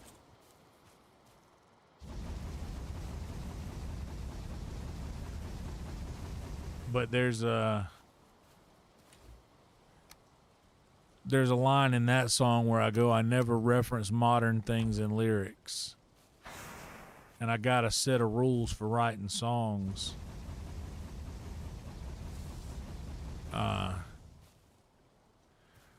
And I forget exactly how I said it, but it's like I stick to them.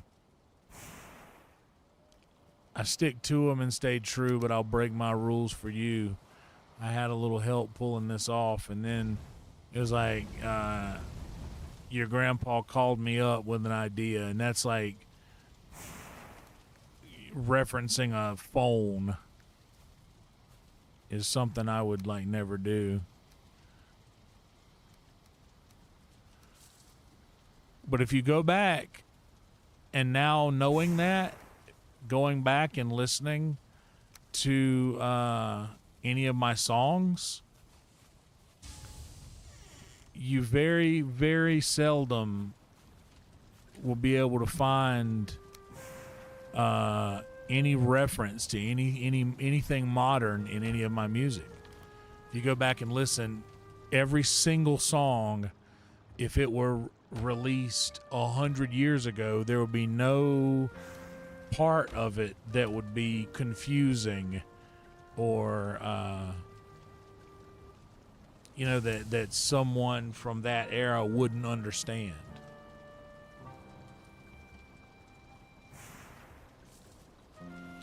Oh shit, later Mike. I appreciate you, buddy, stopping by. Thank you so much. All your support. Shout out to TBL as well for getting that 500. But yeah, if you go back and listen and just pay attention to the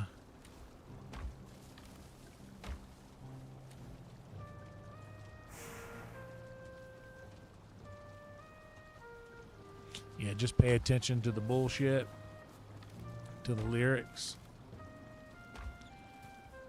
You'll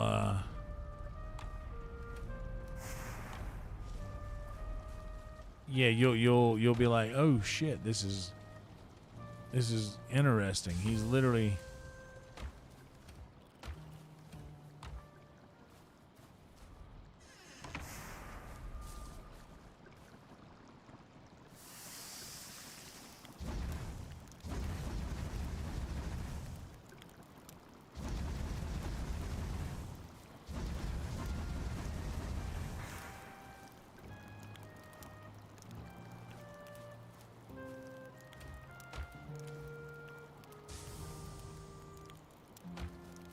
I've stuck to that. I've stuck to those songwriting morals.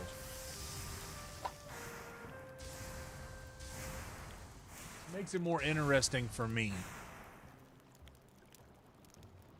And like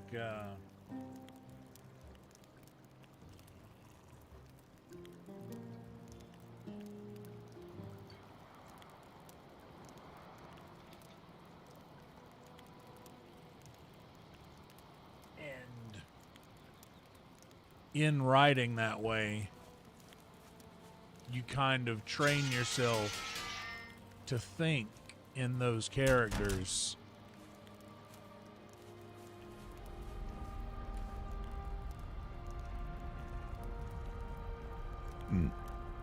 So in thinking in those characters,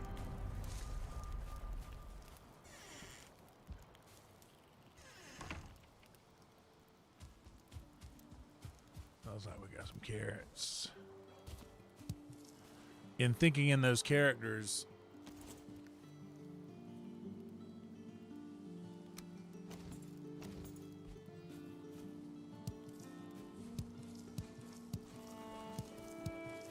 no matter what you write after that point, it's hard to write in a perspective that doesn't give homage to it. It's like, you know how Tarantino's universe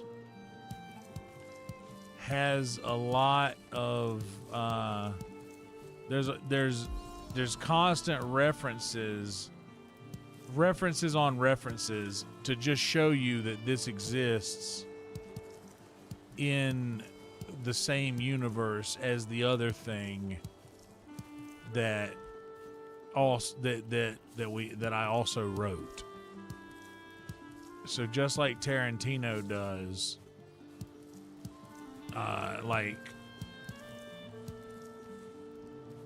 we all know that Pulp Fiction isn't Kill Bill or isn't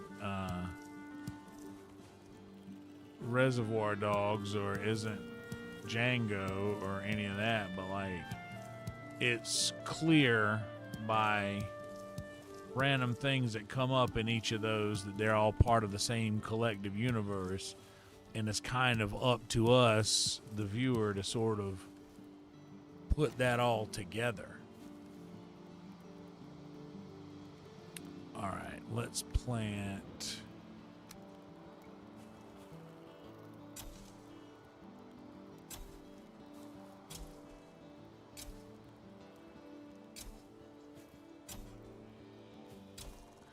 But, man, my songwriting is something that I'm very passionate about. I am glad, Trick, that you're listening to it. Dylan has actually told me a couple times that you've been playing some of my songs.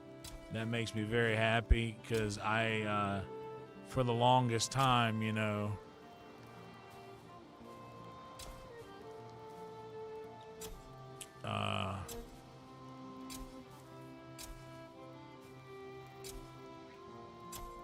all of that stuff just sat unplayed on Spotify and YouTube, largely just skipped over.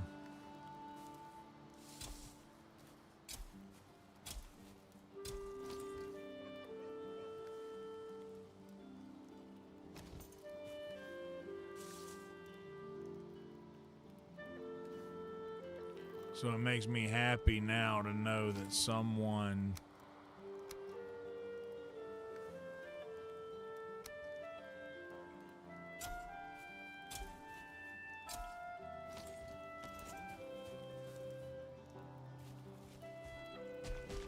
is finally listening to that stuff, because I truly put a lot of myself in it.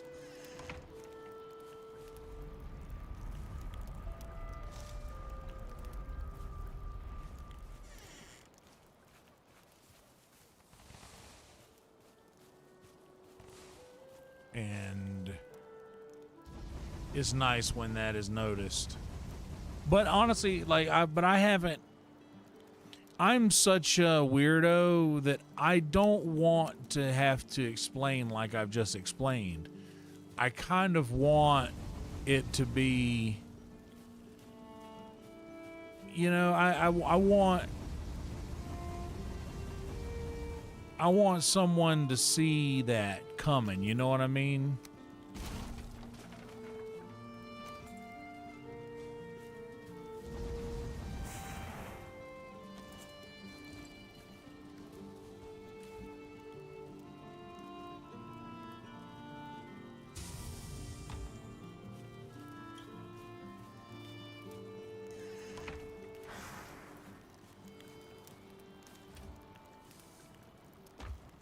I really,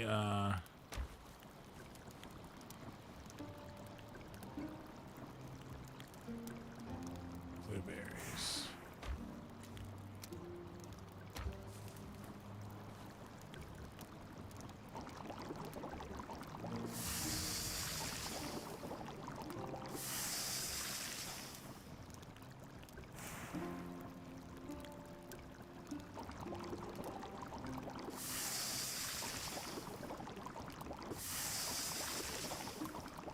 Oh, thank you so much, Nesbitt. I appreciate it, buddy.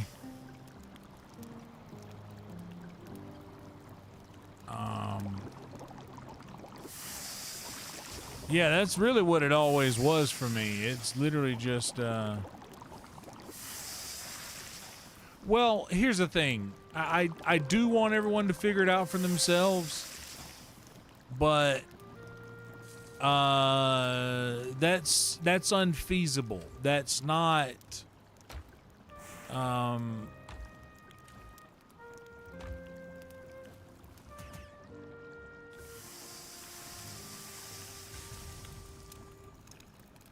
it's too intricately, if that makes any sense, dude. I just, it's, you know, I did too much.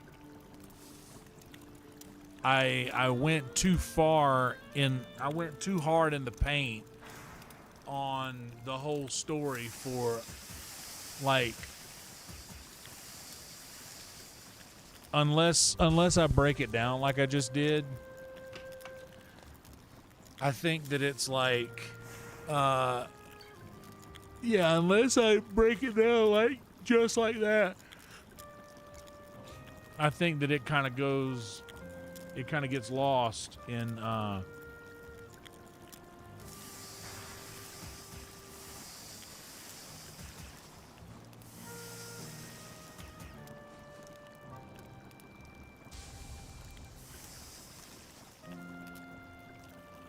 like it's easy to,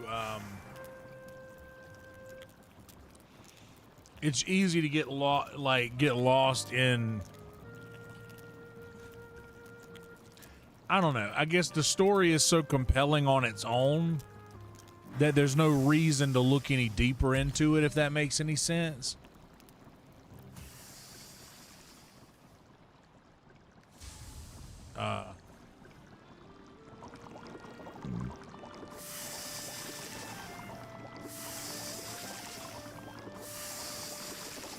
Oh, nothing, Nez. I was just breaking down my,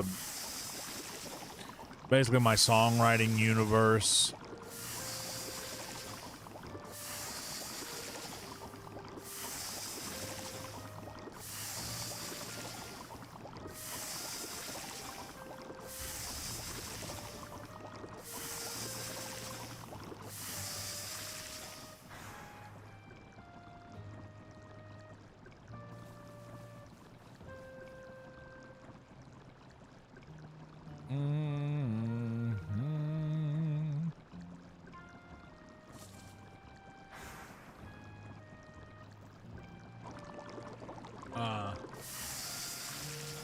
Yeah, it's a deep story, but it's the story goes so deep that I think that it's almost like too deep. It'll fall on deaf ears. And that's not what we want either.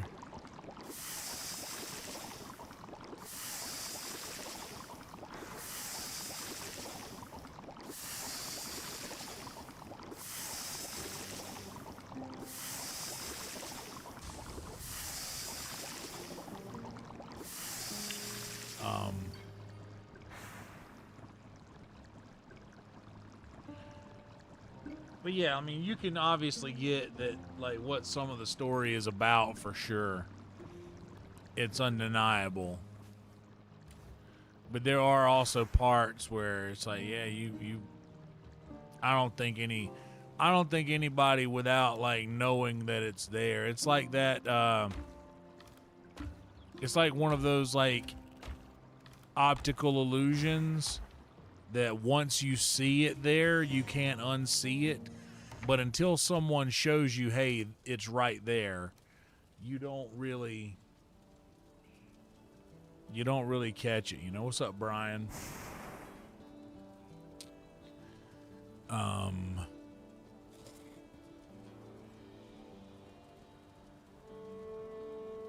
But yeah, dude. My songs are, dude, they're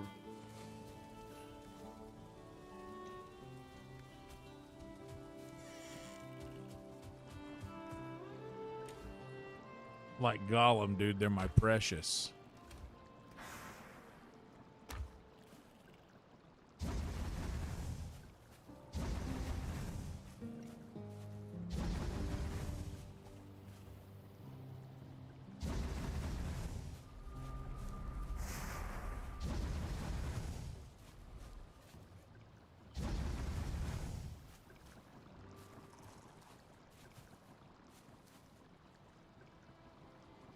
They're truly precious to me.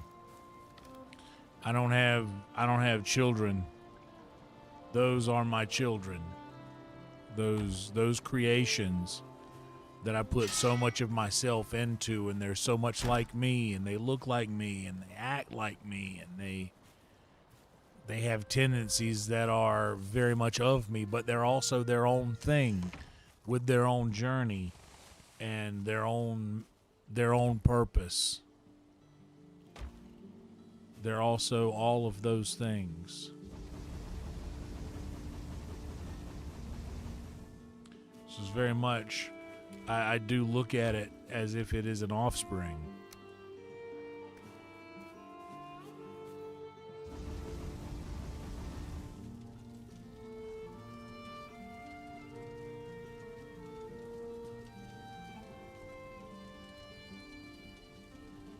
Oh yeah, all my songs are about OBS. There is a line in one of my songs that goes, I wrestled with my demons till I wandered. What if this is something I should prove? So I sat down right beside it, and in each other we confided, and then parted ways like tired old friends do. That song is about updating your OBS. You don't update your OBS. You get your OBS working and you leave it alone. That's like the 11th Amendment. Thou shalt not update OBS. You just don't do that.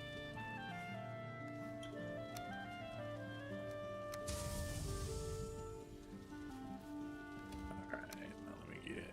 Actually, do I have?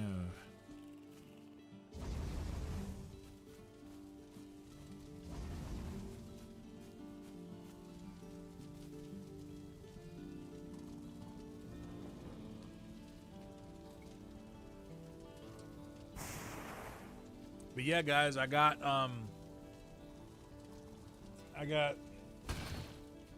three rungs of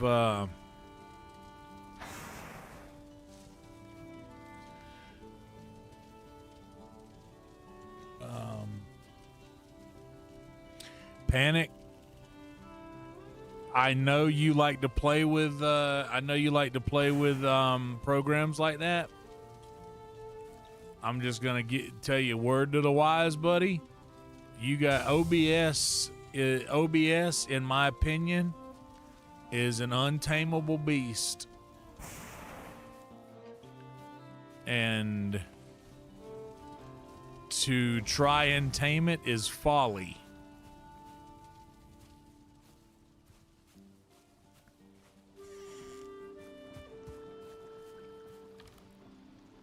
It is built to withstand such things, but definitely go down that road carefully.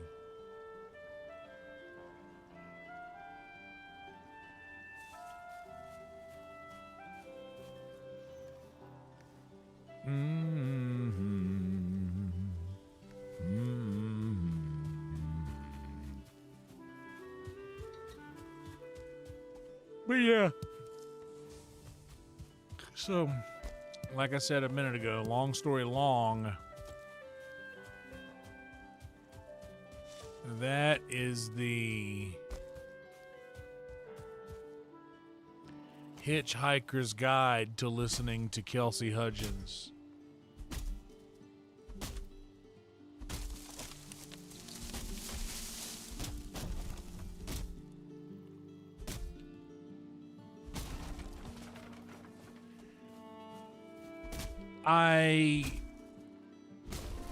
And another thing too that doesn't help with the explanation of said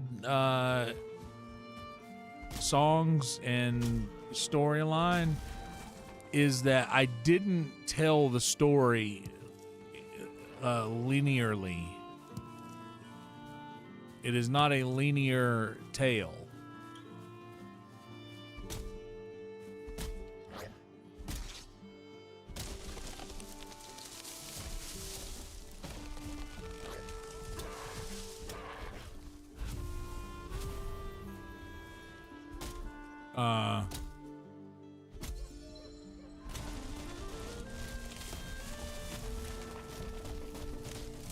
Whoa.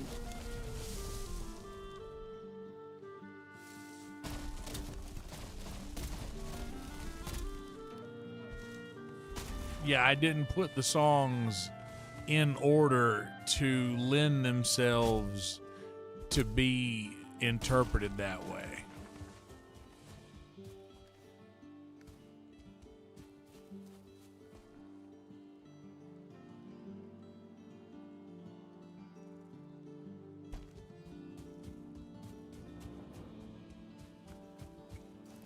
Instead, I kind of left all the information out there, and like a puzzle, I was like, dude, I think that it could be found in here if someone is looking for it, you know?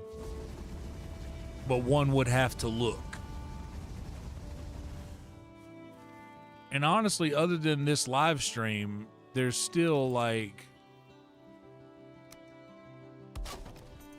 room for the curiosity factor.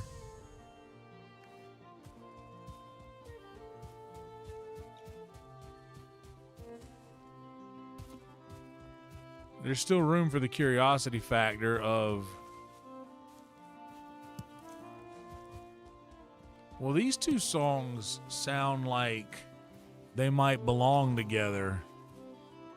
Wonder if there's any other songs on this album that are also part of this storyline. So it's almost like a Bandersnatch. Is it Bandersnatch?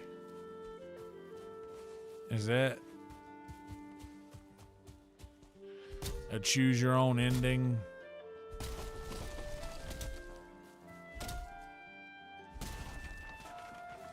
Type situation.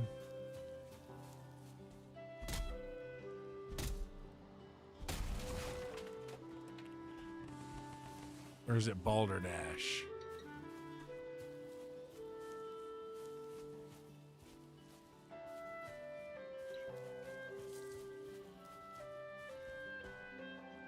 No, I just let whatever it is I'm feeling get out.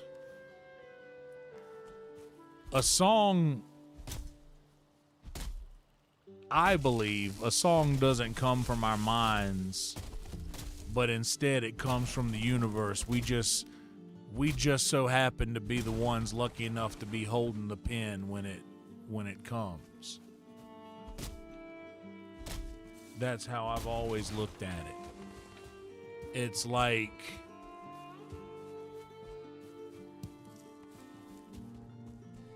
that song, I don't know if you guys remember the lyrics to that AI song that I used to play sometimes called Catching Lightning.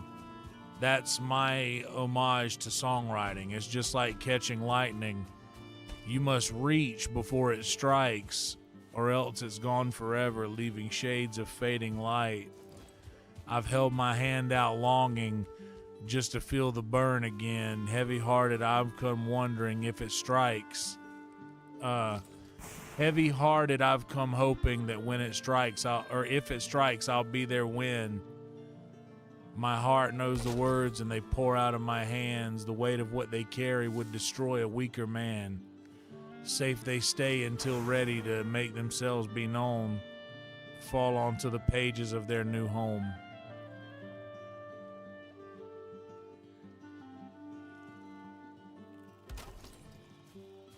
That's about songwriting and how I write. But it's truly like catching lightning. That's really what it is. Like, and if you think a lightning strike is so fast that you literally have to be there waiting for it when it comes round.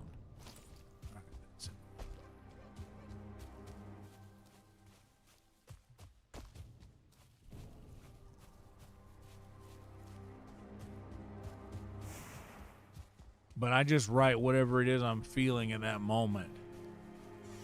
And sometimes it doesn't become a song. Sometimes I just write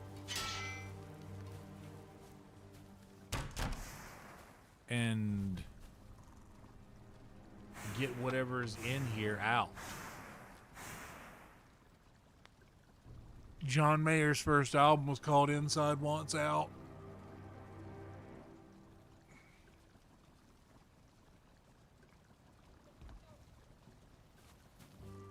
And that's what it's like. These things you have on the inside, they want out. It's like a genie that's been confined to this lamp for so long. It wants out.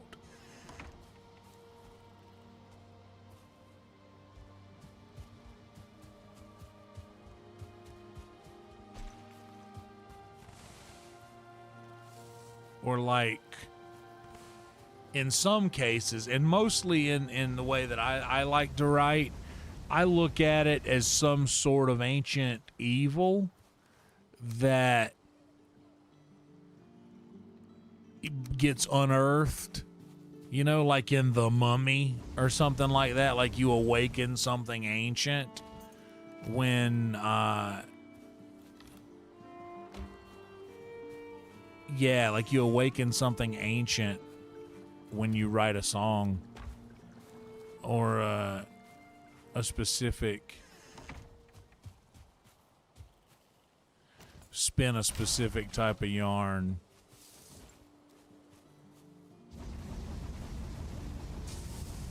But I haven't written a lot in a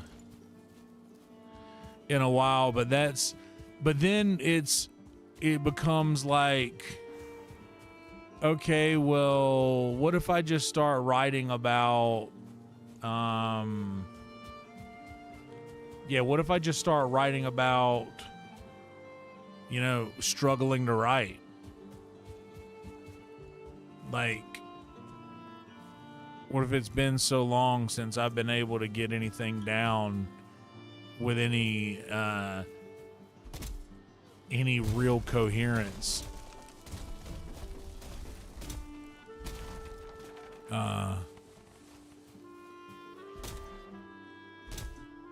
That's when I end up with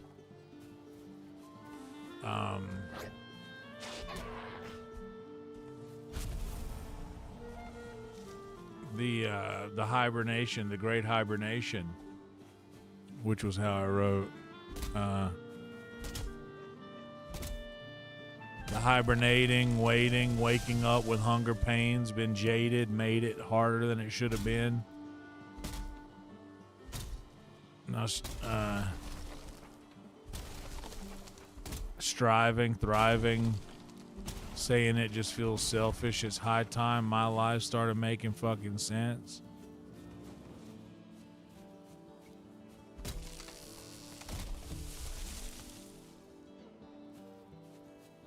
Out of context, what's next?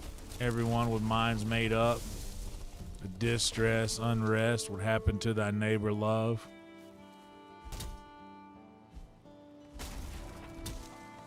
That was mostly about the news. It's like whatever happened,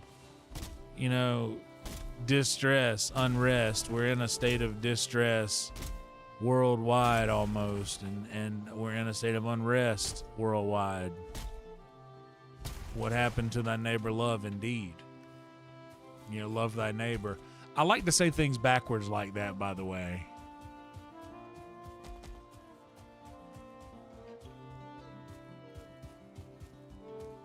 Like distress, unrest, what happened to thy neighbor love? Like instead of love thy neighbor, I love saying things backwards. It's just for me, man, it's just a really cool lyrical trick.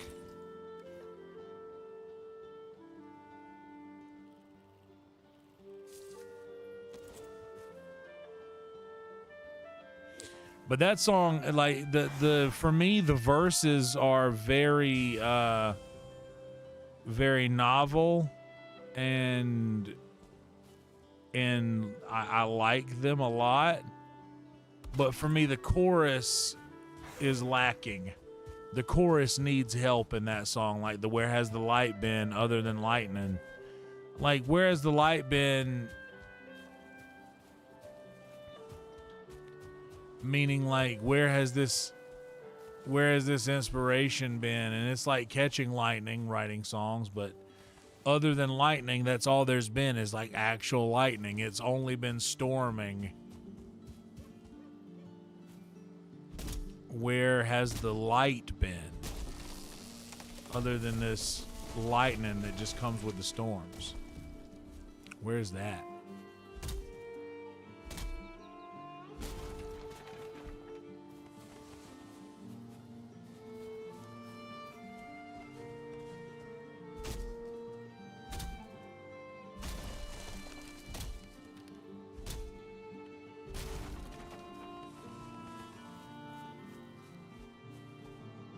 But I do love that. That's what I'm talking about. Yoda Wizard. That's right. I do like to go backwards, man.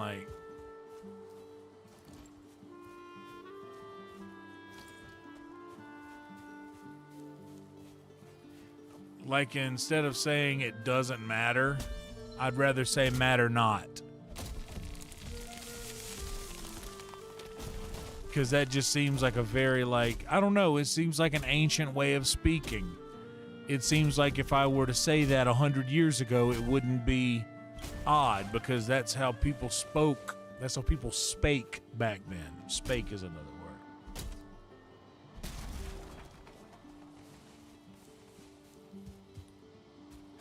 And I'm also very, very, very peculiar about, I'm very peculiar about my writings.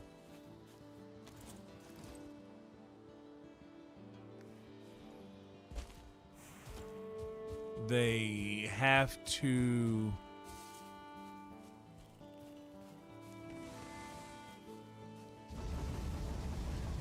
be me. There's a few songs that I've done over the years that are on the Old Songs album that where I break all of my rules, basically.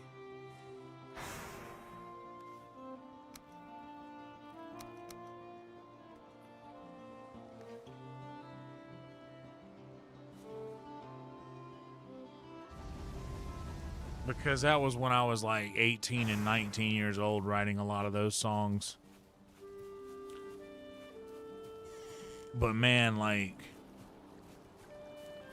me writing a song when I'm in my 20s that says something along the lines of, it's easy to say that it'll be better tomorrow, but every day it brings a whole new set of sorrows. I'd like to think that one day soon I won't have these problems and be stuck with no way to solve them.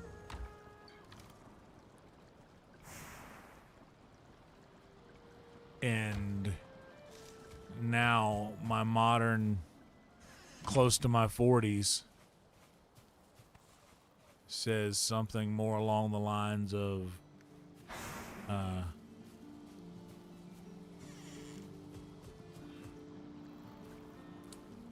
my mission, or attrition, my mission, go until my bones give out. Tradition, mention how long it's been since I've been drunk. Actually, how do I say that? Because I just fucked that up. But it's close. That's a very, very recent.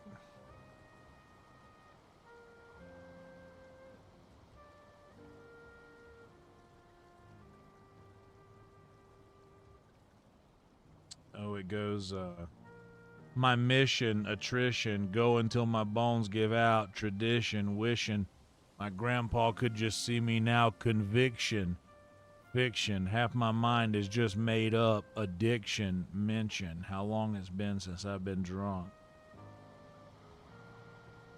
That's the third verse. Second verse, out of context, what's next? Everyone with minds made up, in distress, unrest. What happened to thy neighbor love? I digress. What's best? For when your mind just goes off track, from my vest I press. Time to watch my fucking back. Hibernating, waiting, waking up with hunger pains, been jaded, made it harder than it should have been, now thriving, striving, saying it just feels selfish. It's high time my life started making fucking sense.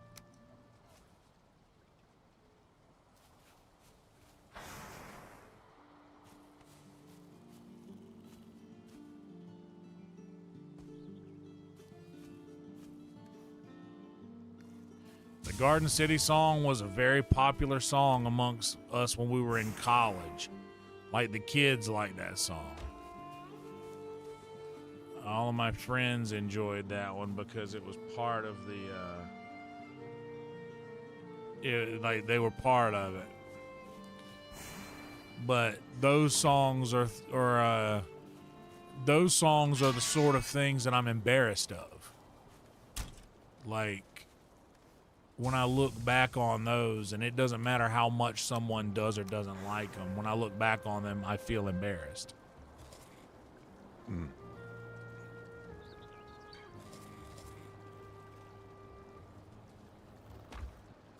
I reflect on that era of my songwriting.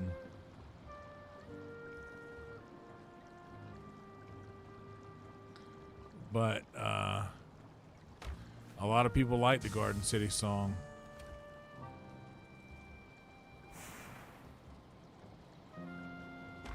It's about time to go planting some beach seeds.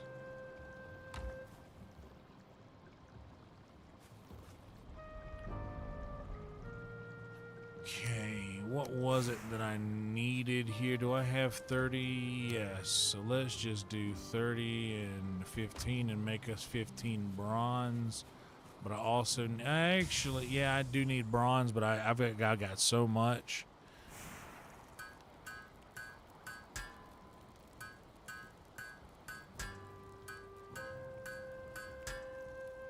Okay. Now let's drop this bronze back over here, but there was something that I needed just copper for. That was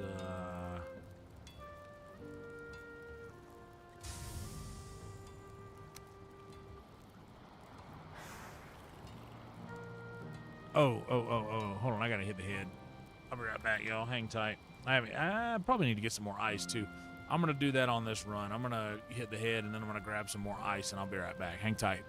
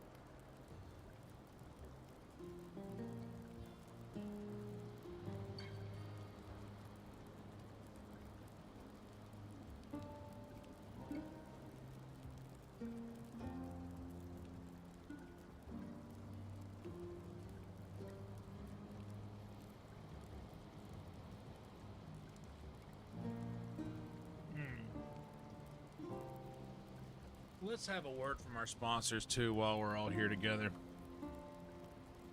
Songwriting is something I'm very passionate about.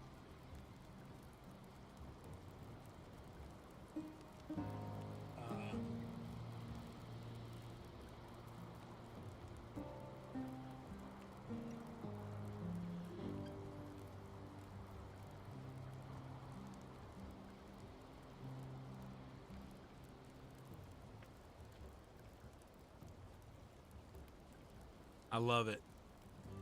I love being able to take something that's rattling around in my head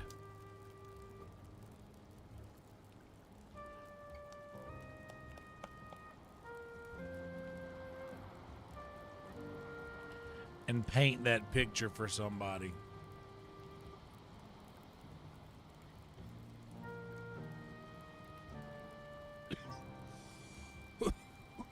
I've always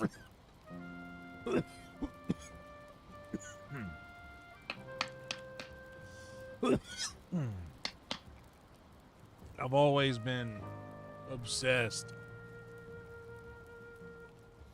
with how someone can just take words and just make you see something. Like,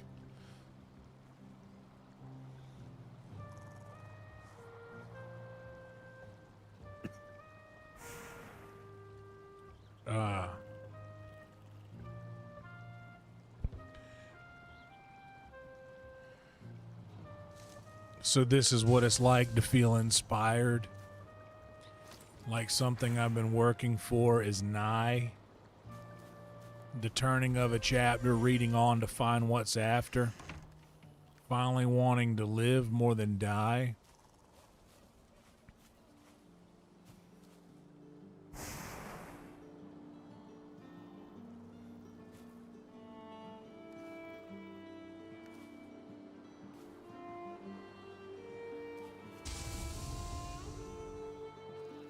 Where do I go from there? I just need the next line.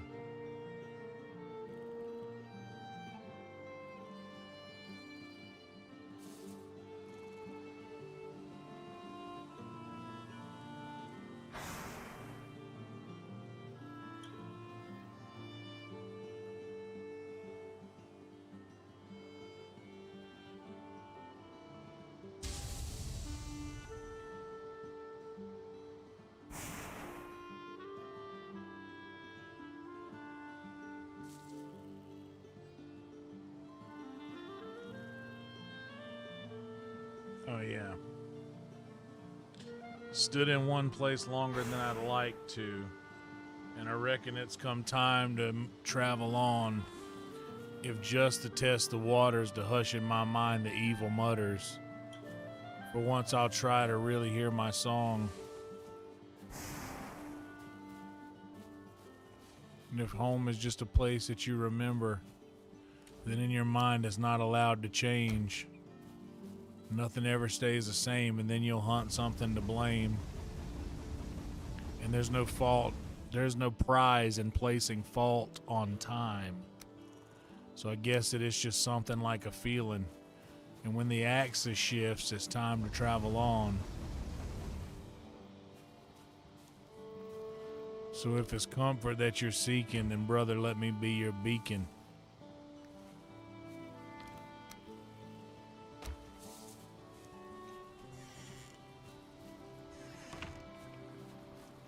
In my heart, you're always part of home. I wrote a song. That song's about my family. Like not a lot. Like there's parts of it that are about my family. It's about my brothers and my sisters, or my brother. Well, I guess my brother-in-laws as well. My brothers and my sisters are. Like I don't know that they be like, well, he probably don't care about us. He ain't never really around much. But in my heart, you're always part of home. Like, I wrestled with my. Is that how I start the next verse? I figured it would happen sooner or later. I get too bored to think it otherwise. I still love the gift I'm given, though sometimes it feels like prison, and I'd like to pick on something more my size. So then I wrestled with my demon till I wondered how much of this is something I should prove. So I sat right down beside it, and in each other we confided, and then parted ways like tired old friends do. And the last verse is the picture painting part that I was talking about, where you can actually make someone see something. I like the thought of there's a valley you can find out past the tree line, and this time of year it glows in vibrant greens. Oaks, strong and tall, stand guard out on the edges of the yard, and the smell of rain dances in on the breeze. There's room enough for any who might wander into this place that we've kept for so long.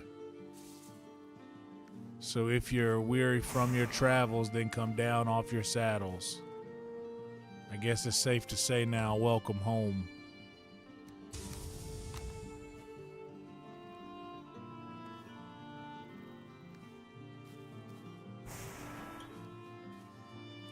I love that. That gives me chills.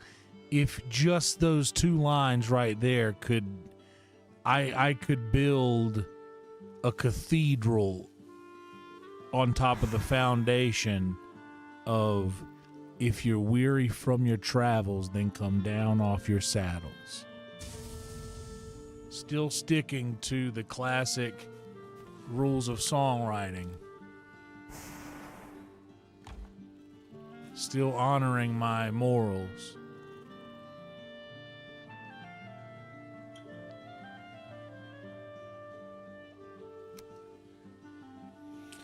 I've had people who mean a lot to me tell me that my songs sounded boring. But I believe that's because they want things.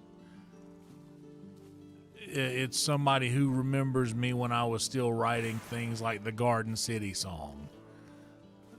And I know that they love the Garden City song so much, this person. They meant a lot to me. They would always say, hey, that's boring. Like, yeah, it's a lot of words. It's a lot of words, and I'm not able to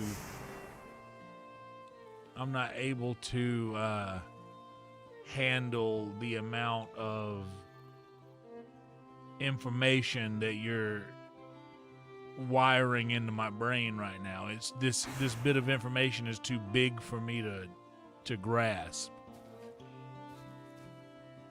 I would rather hear the song about us when we were partying together and getting drunk and bringing girls back to the house, because that's a simpler time that I can relate to and I remember. And it sort of created this rift in me towards my old catalog. There's some things that I have, like one of the very first songs I ever wrote,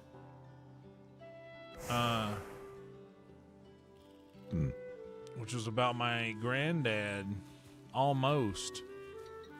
He's a feeble old man now, not like he was in his younger days in the National Guard when Granny stole his heart. He used to take me for walks down the road behind our house, but he can't make it to the stop sign now, just halfway. He spent 18 years trying to keep his grandson straight, and I can't complain. Because when I wanted to learn how to play my guitar, he said, "Sit down, boy, it ain't real hard. Just listen to what I say and you'll do fine." Then he showed me 3 chords, and when I got that right, I'd sit on my bed and play them all night. He didn't mind. He just gave me time. Like, I'm not dissatisfied with that. But when I went through, that was when I was really writing about what I knew about. And you know, what I could really relate to and what I felt.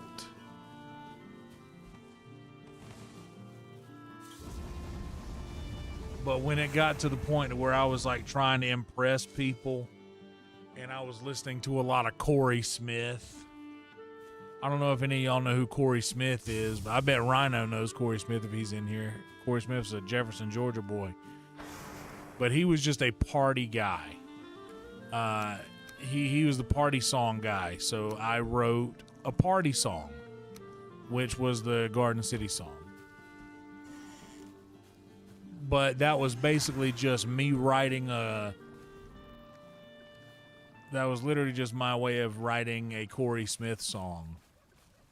So it always kind of felt disingenuous. People loved it, but I mean, in my mind, I know I was just ripping somebody off.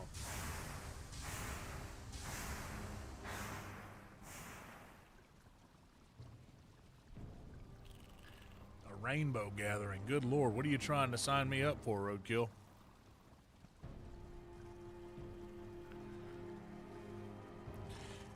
Yeah, I kind of detest rap music, to be honest with you. I enjoy vintage hip hop, 90s hip hop. Outkast, Wu-Tang, big pro that.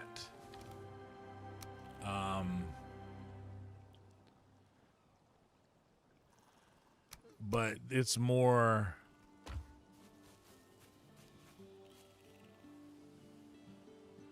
Oh shit! I already put.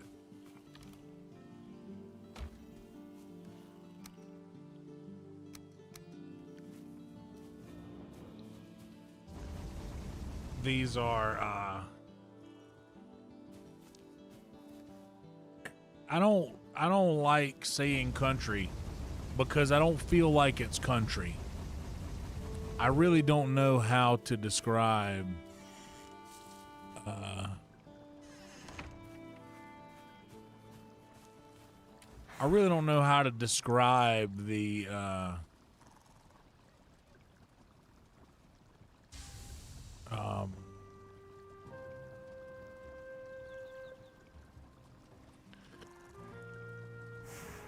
Oh, I hear that. When I hear someone say rap, I accept that as being like gangster rap, which I don't hate it, dude. It's definitely has its place in my world, but it's amongst my least favorite. It's amongst my least favorite types of music. Don't get me wrong, dude. DMX, It's Dark and Hell is Hot, is a phenomenal album. The Game, the Red Album, is incredible. I mean, when he says things like, I'm from the city where two of the best died, rest in peace to both of them, spit like I'm the ghost of them. Those are like, I'm a lyrics junkie. I love that.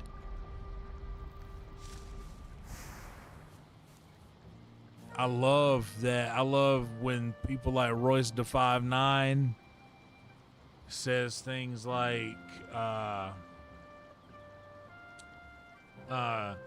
don't take me like or play me like we're two in the same, because God melted the Rubik's Cube in the fluid and threw it in my intuitive brain. That is crazy. I love that. Those are incredible yarns that they spin. Love that. But also, like, very, very much into very much into Outkast, who would say like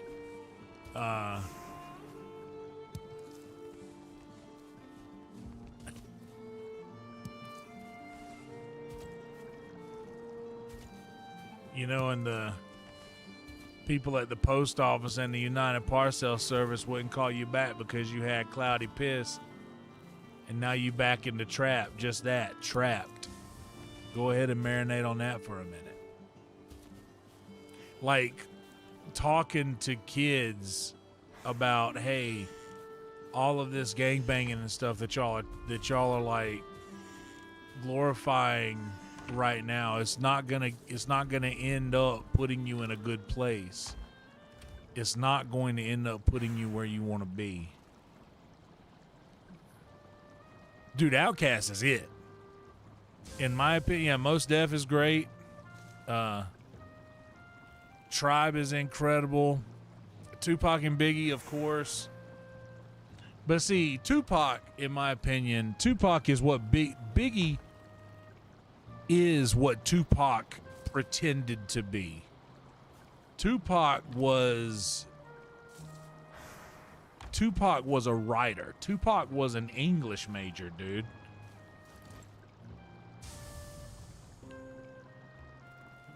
Okay, we needed 10 copper and 25 fine wood for that. That's what we needed. Biggie actually lived that. Like, everybody wants to say, like, oh yeah, well, Tupac was born in prison while his mom was in prison. Like, yeah, his mom was in prison for protesting.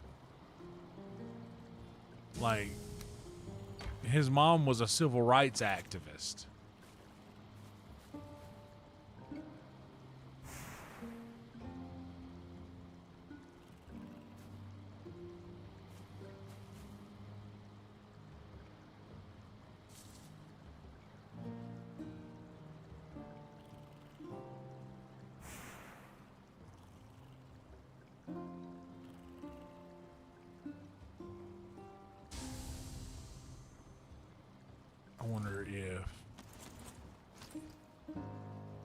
but he was a genius. He was a genius writer. He was an incredible lyricist.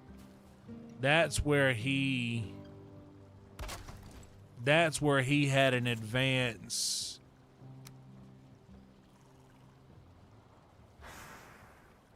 on a lot of other people, is that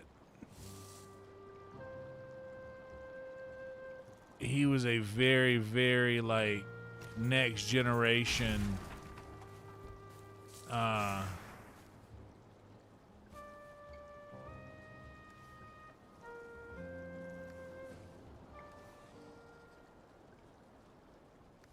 yeah, like he was just good with words.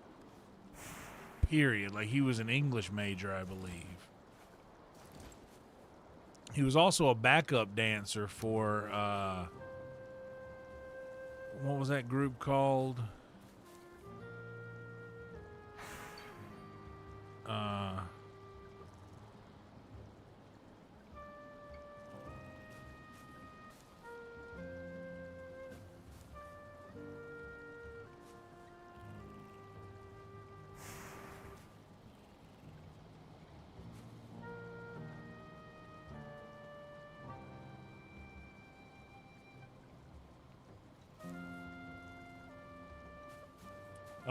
Digital Underground. There you go.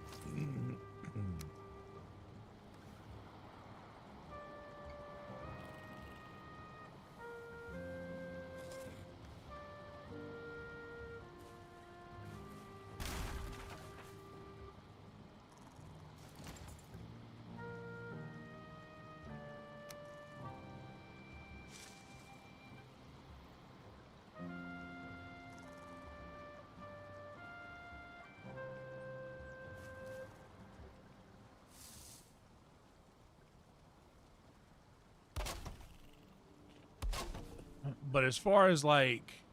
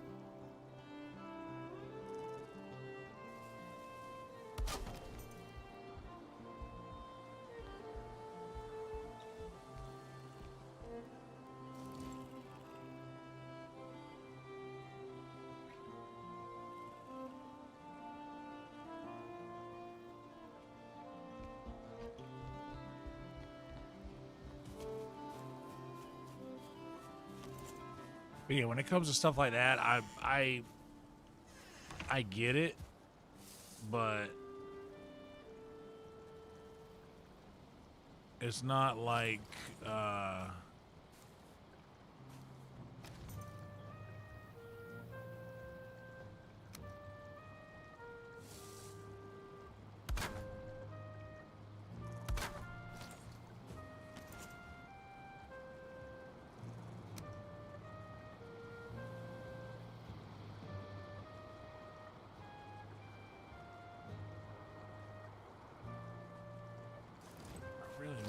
to go up there, but it just won't. Maybe I need to put a full piece of floor.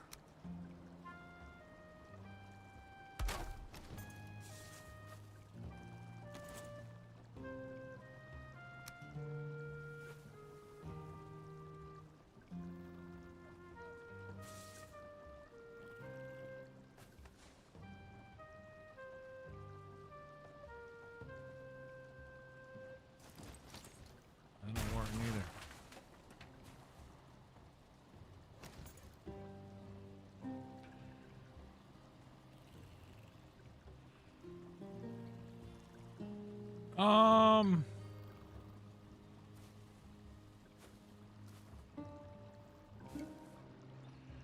yeah, I don't know, man.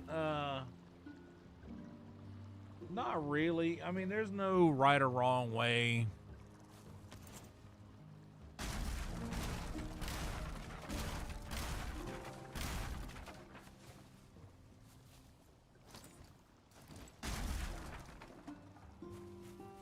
Oh shit, that was supposed to be there.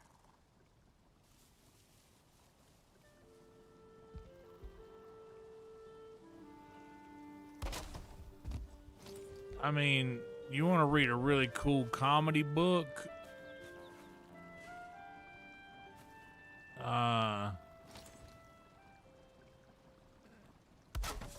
I'm Dying Up Here is great.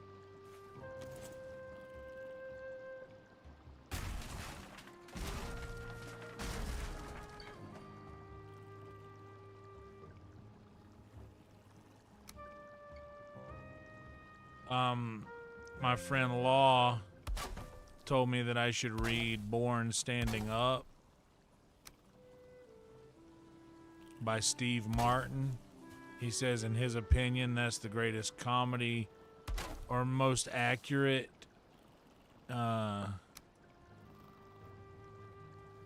comedy book ever written.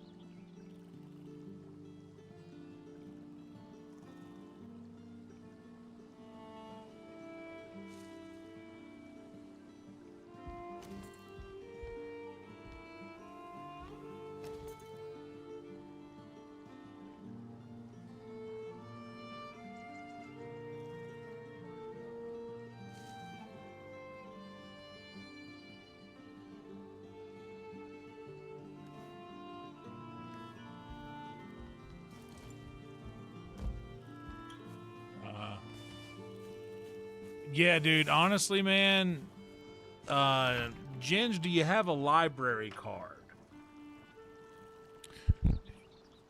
Because if you have a library card, there is an app called Libby, Libby,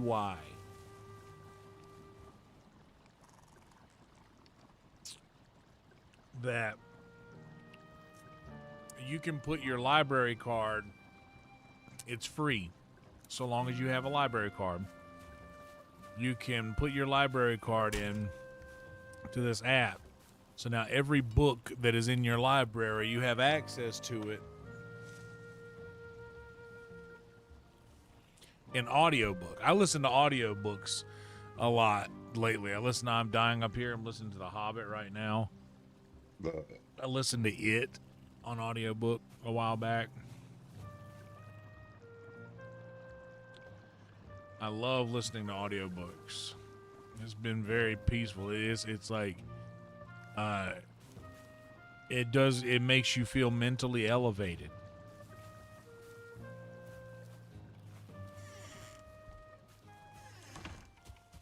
Let me see if I can put this sucker out here.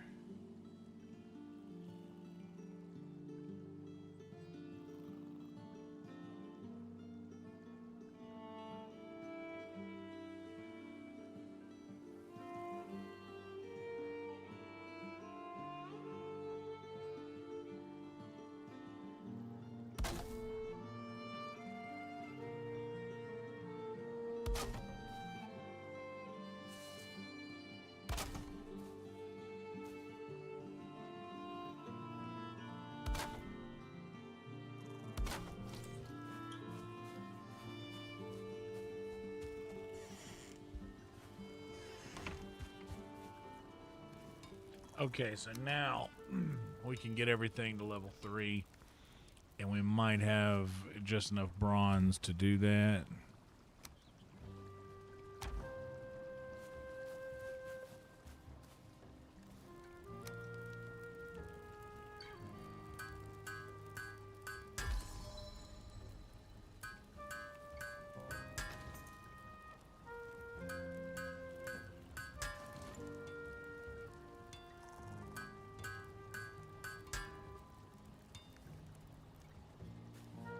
Okay. Now we've got...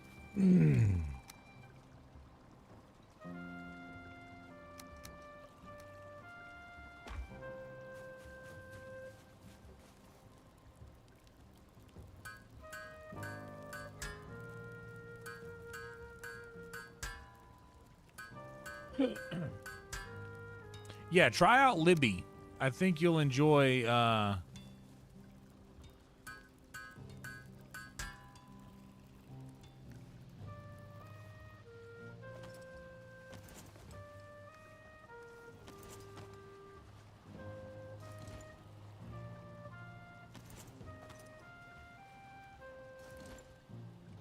I really think you'll enjoy that. If you want to get into it, of course. Like,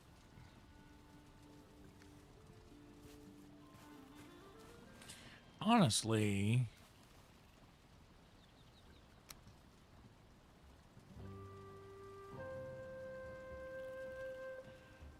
I want to make the troll cape.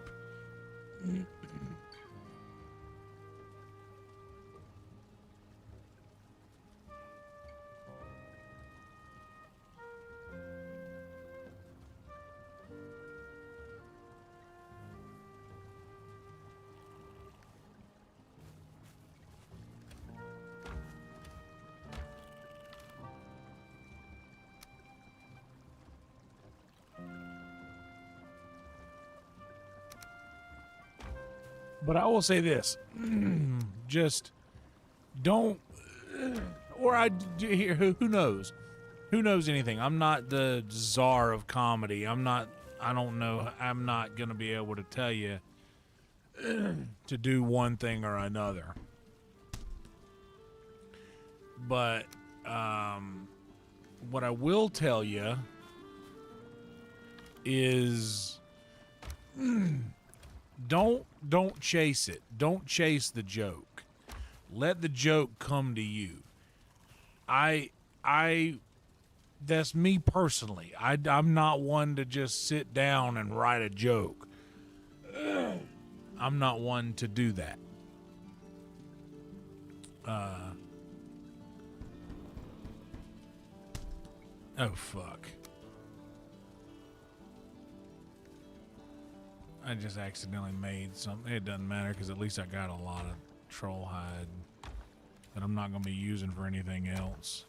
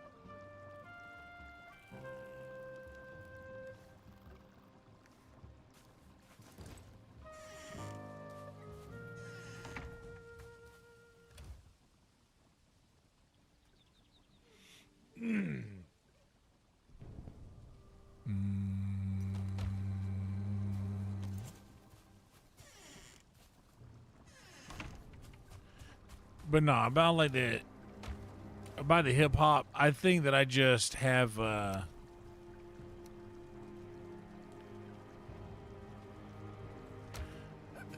maybe Outkast ruined it for me because I've seen how truly great it can be, and that these kids these days are just kind of pissing all over that.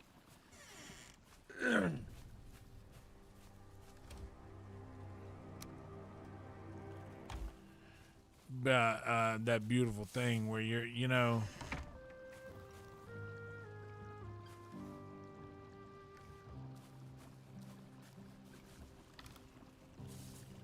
or it's Andre 3000 apologizing to Erykah Badu's mother.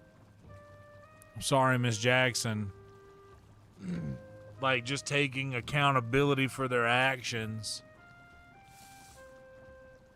instead of, like, I think in a lot of hip hop there's a certain arrogance.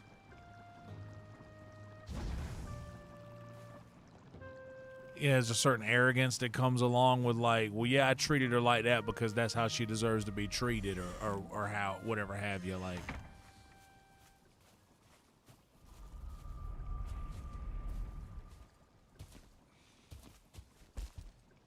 I don't know that there's a lot of accountability.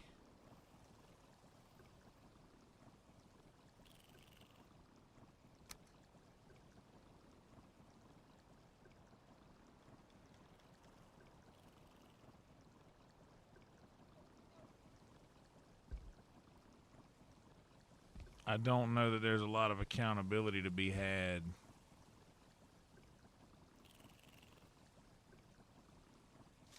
In a lot of hip hop like that.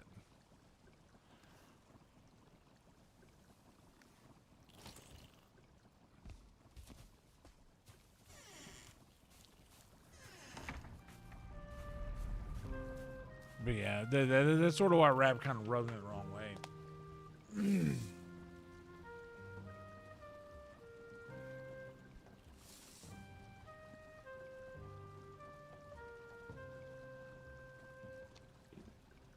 Conspiracies indeed. It's a conspiracy that it's 4:18 right now.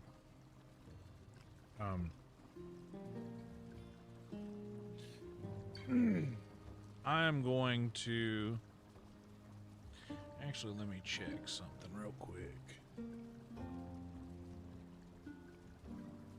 I want a number to be at a certain amount, and if it is at that amount, I think I might reward myself with a little sleep.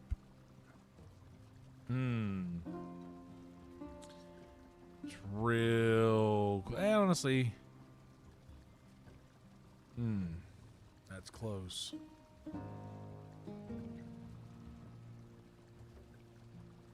It's like if my average view duration is close to an hour, and we're at 48 minutes right now.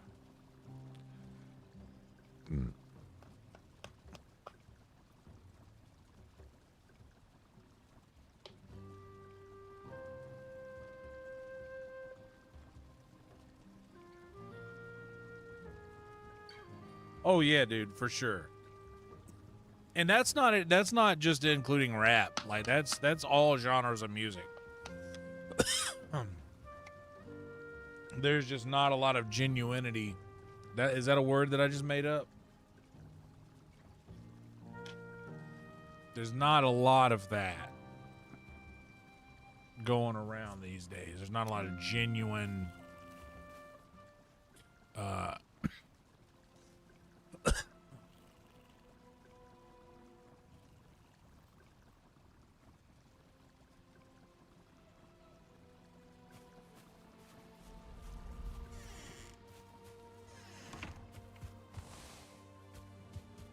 there's not a lot of genuine artists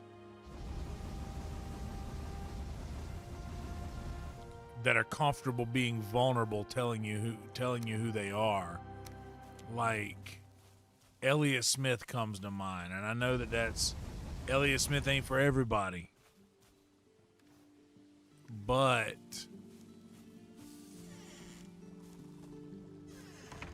he was exactly what an artist should be, and that is completely honest about who he is. Hell yeah, Rhino.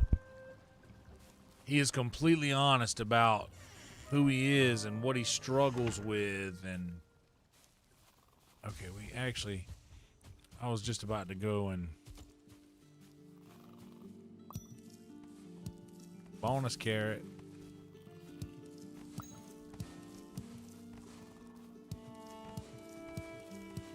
I was gonna go to that other portal by the Elder and go see if we can't find another cave and some more Surtling cores.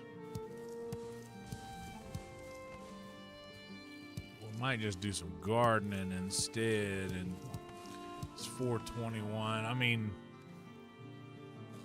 I don't have to be at work very early tomorrow.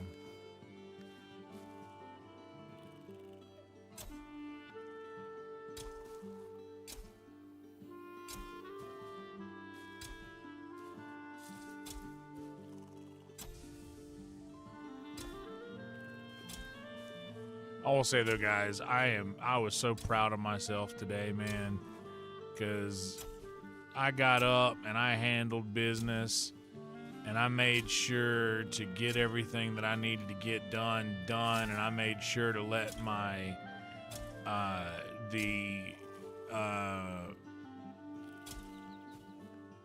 don't know the proper title, apartment manager, know exactly what time I was going to be coming by. I did the same thing with the notary.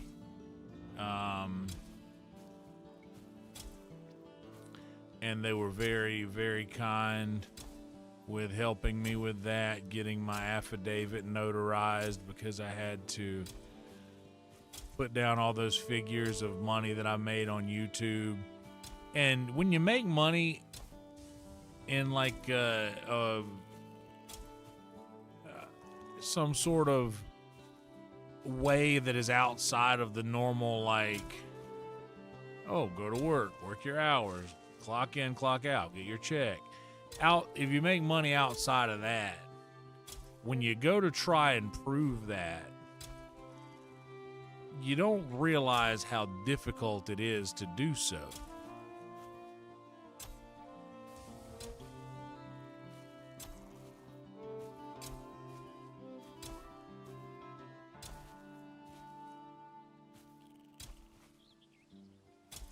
Until you go and do it. And it's like, well, yeah, I know I make this money and I can show you this picture right here. And they're like, well, no, actually, I need like a paper document stating that stating what you made, like an actual,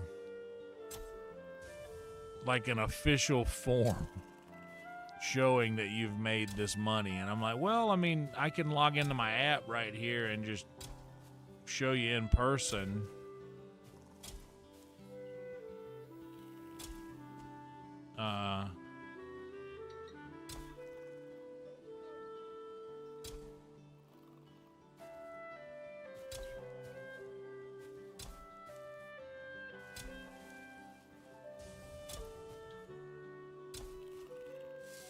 But I don't know how to. I was struggling, and it was with things that I said the other day. Is that when I would save the files that would show my revenues breakdown, it would save in a comma separated value, and a CSV can be altered. So they're like, I think they needed a form that couldn't be altered.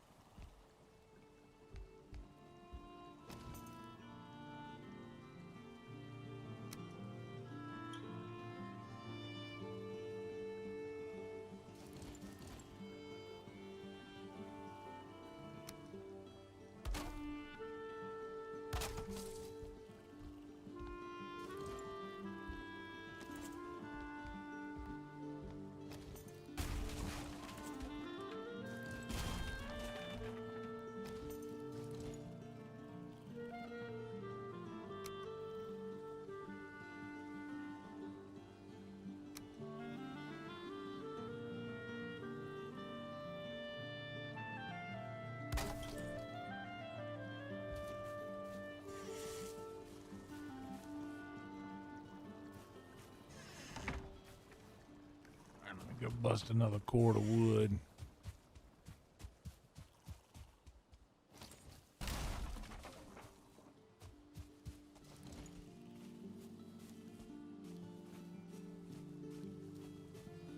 Hell yeah, Trick. Appreciate you.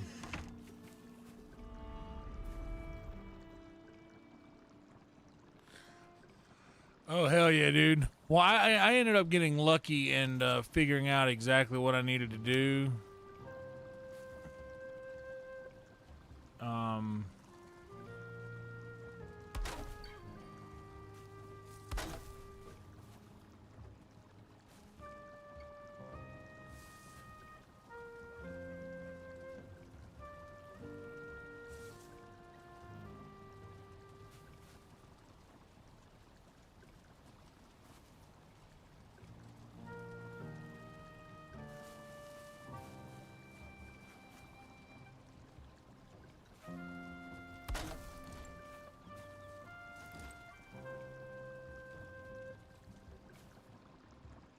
That should fit there. That should go.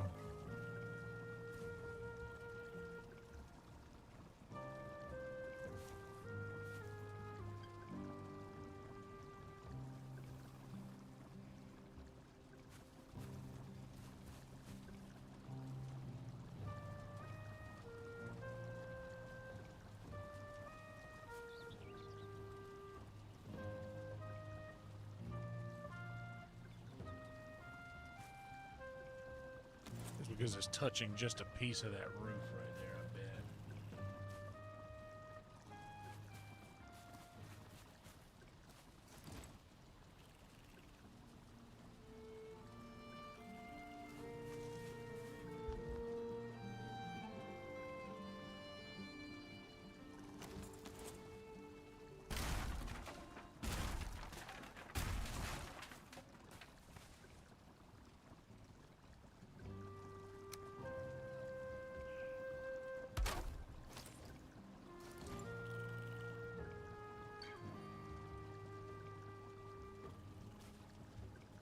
Okay.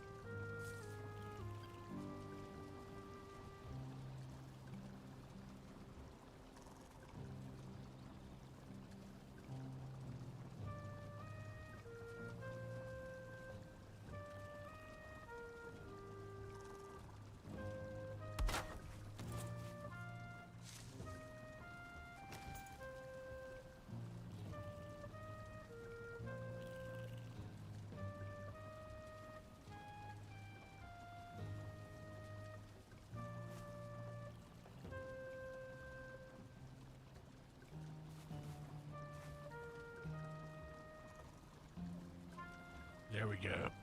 There we go. Now I at least know it can go.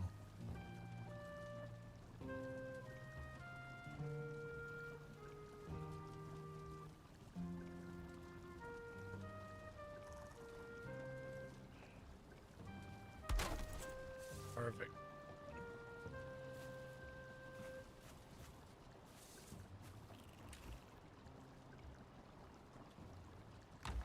That means all three of these could be food stuff.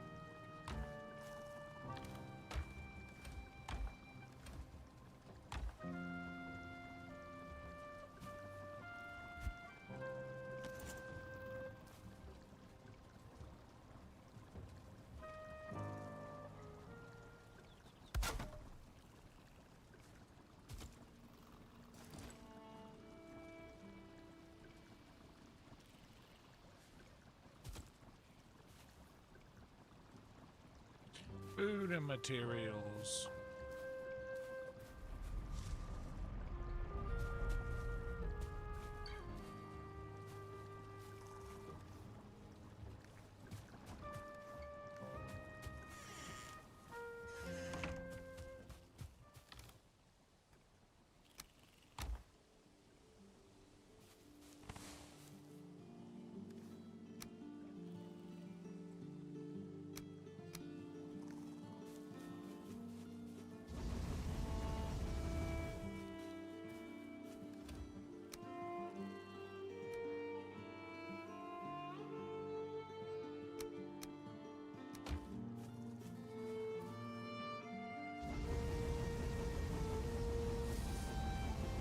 Okay, so I've got 10 in here, or 20 in there, so that's 40, 60, 80, 100. So I need 100 coal, and I've got, yeah.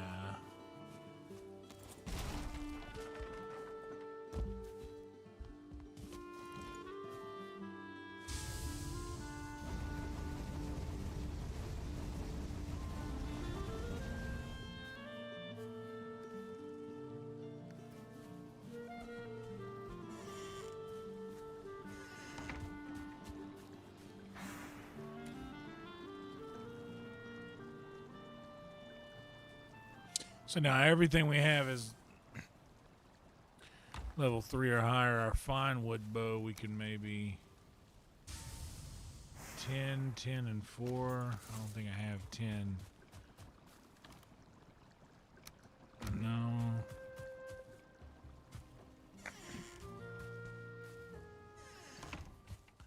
That would be sick to come back to just everything is just goated. I gotta do the same thing to this axe.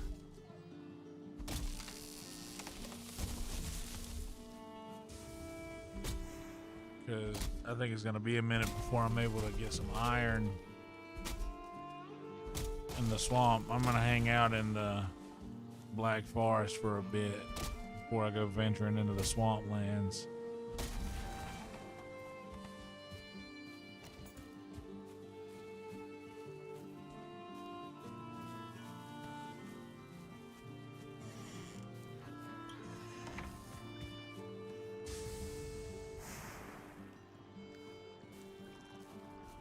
Ten, 10, and 4, I think. I know it's less than 19. 4. All right, so now all of our weapons. I heard somebody out there talking shit.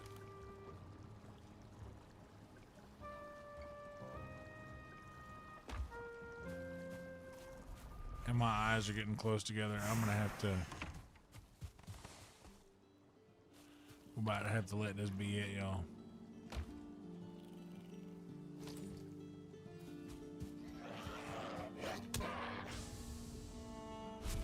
The old one shot. But what about the axe? 4 and 1.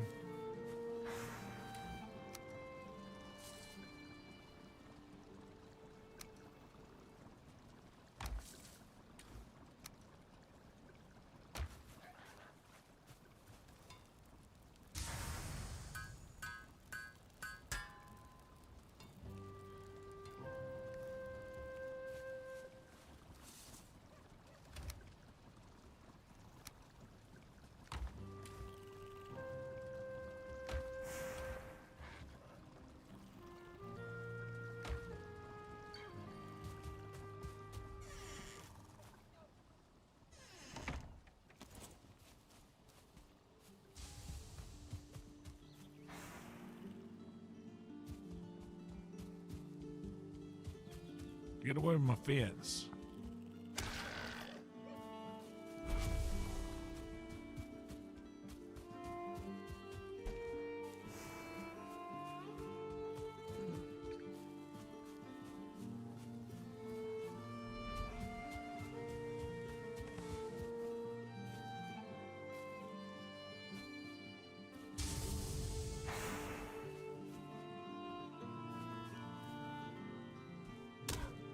Use who I was looking for.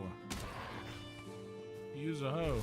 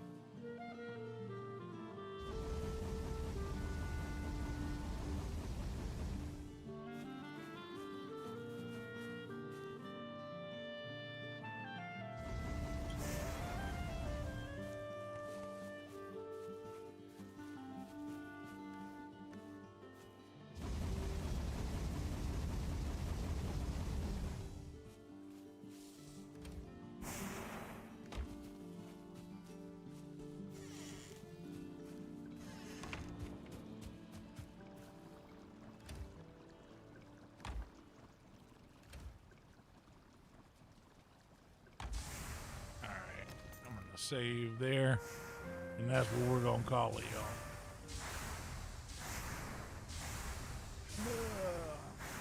Sleepy. I got a long week ahead of me. So I have said to y'all, oh, well, you might not see me tomorrow night, but you might. And I have streamed every single one of those times when I've said you might not see me. I'm telling you now that it is with confidence and without question that I can tell you that you will not see me tomorrow night. You could see me at work, but also probably not.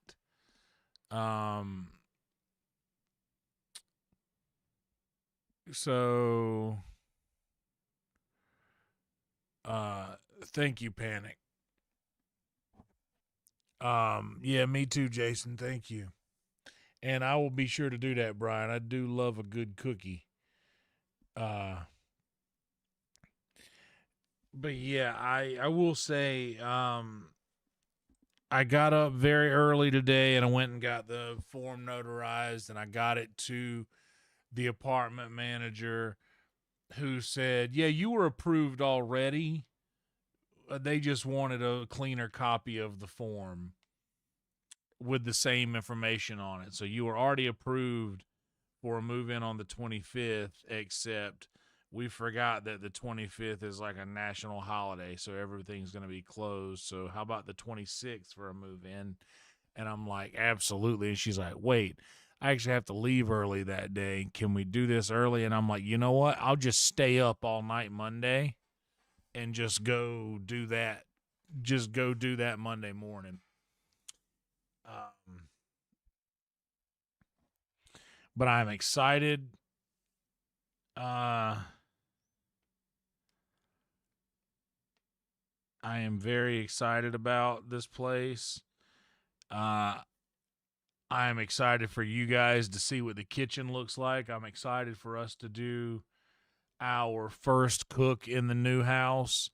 Also, I'm a little bittersweet about doing our last cook in this house and our last live stream, because we have to do that. I have to have one nice finale in the classic kitchen that I've used for many, many years here. I have to cook something delicious in that kitchen for one last time. We have to do one last long form stream here. And how I'm planning for that to work out is that'll probably be Tuesday or Wednesday next week.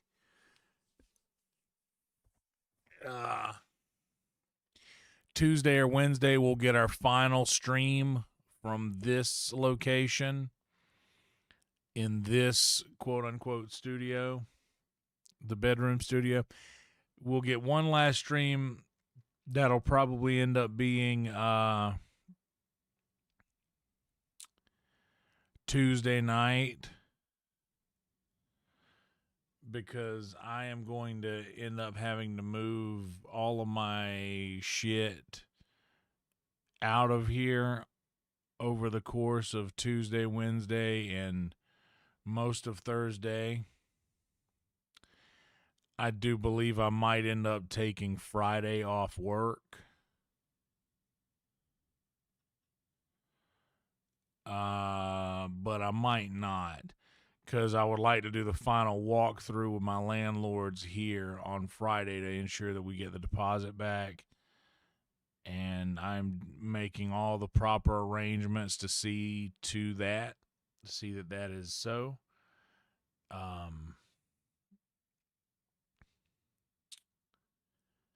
And yeah, doing this grown up stuff is weird. It's something that I've kind of always feared. I've always feared, like, growing up and having to, like, fend for myself, and there's no one's here to help me do these things. When you're a grown person, nobody's there to, like, tell you what to do, like when you're a kid. And you kind of take for granted that just not having to make a decision. You just, not a lot of it's just taken for granted.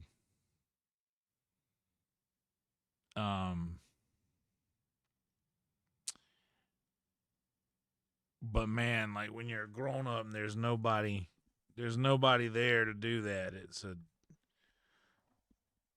You really think back, like, man, I miss not having responsibility. I've thought about that, Brian, and I think I explained this in one of the streams a couple weeks back, but I don't think I'm gonna live stream everything because one, I'm not really trying to, like, slow down the process by having to be on at that moment. Like, luckily I'm pretty good about just being myself when I'm live, but there is a certain, like, there's a certain filter that just flips on, when I'm in front of a camera. I think I would rather have that off. That way I could just focus on what I got to do. There might be portions of it that will get, there might be portions of it that will get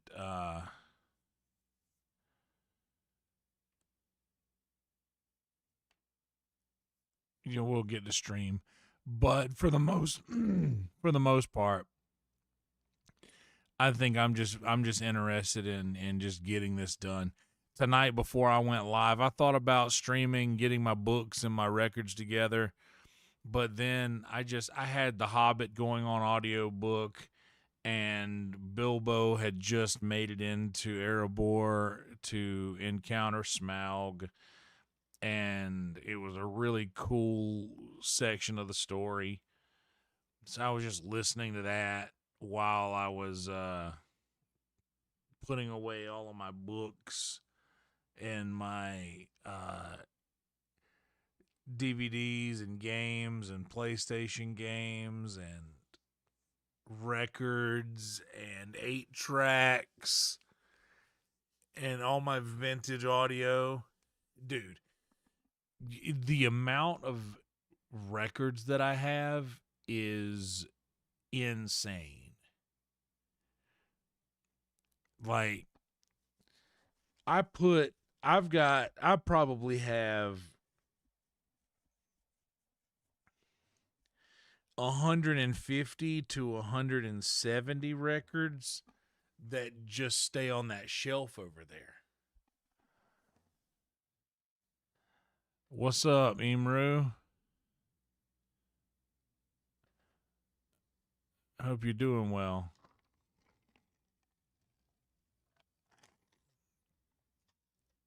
Oh, don't worry. The YouTube members will be getting exclusive footage of the apartment whenever I walk through. Whenever I get my keys in my hand, there will be a thing.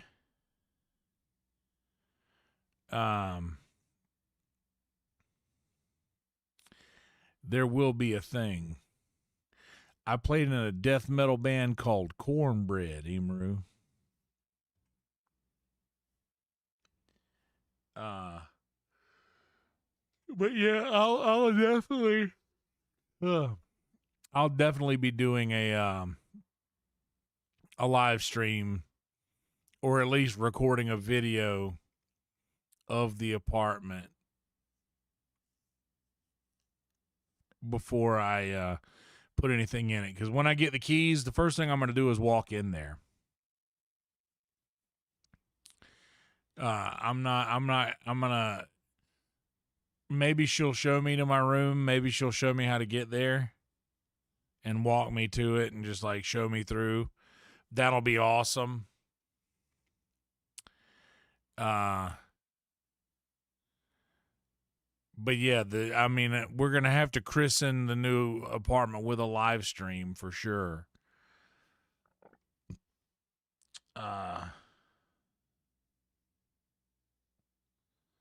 So that's definitely going to happen. And I'm pretty sure I'm going to go and do a full walkthrough of this house as well before the cleaners come. Once it's empty and I have everything out of the house, and I have 6 days to do so, 6 days from today, to have everything in this house not in it anymore.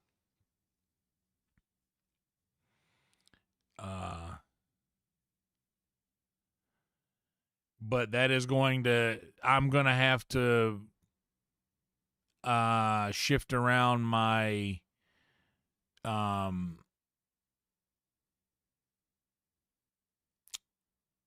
I'm going to have to shift around my schedule a little bit over this next week. So the streams like this will be few and far between. Just a heads up.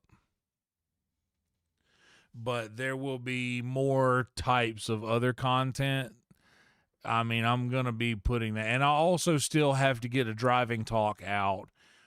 I'll probably set aside some time from packing tomorrow night to get that done. But yeah, I would expect for you guys. Thank you, Soupy. I'm about to fall asleep for a few myself. I would expect from you guys' perspective to you probably won't be seeing me very much at all in this setting over the next several days, but that honestly depends on what kind of progress I make with getting packed. If I make good progress, you'll probably see more of me. If I don't, well, I think we can all figure out how that would go. And also, I've pandered around enough to where our average view duration is now up from 48 minutes or whatever it was to 57 minutes and 40 seconds. So,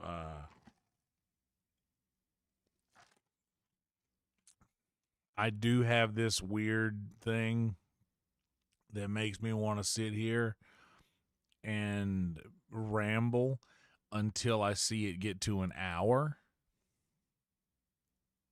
But I think 57 minutes and 47 seconds is pretty solid for an average view duration, if you ask me. Guys, I did the secret show tonight, the secret pre-show. I was very satisfied with how it turned out. I thought the guitar tone was impeccable for tonight's stream, but I also don't know how it came across to you guys. So I'm going to take this next 30 minutes and listen to that. And we streamed Esau last night, or rated Esau last night. Um,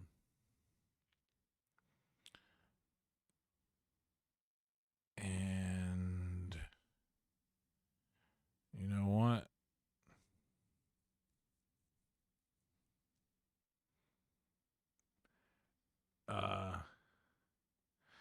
The lineup, I wasn't in the group. I don't get put in the Instagram group all the time.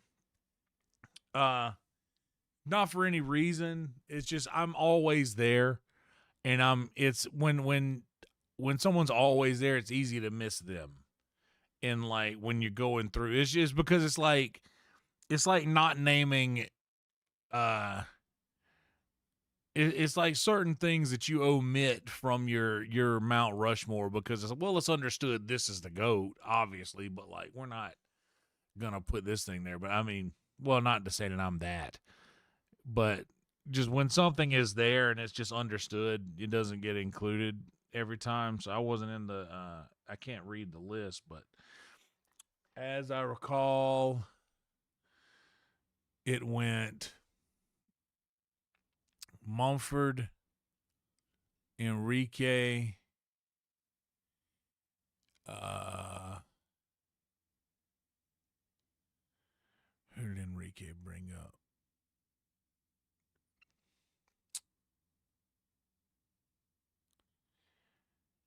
Yeah, Mumford, Enrique, David Jolly,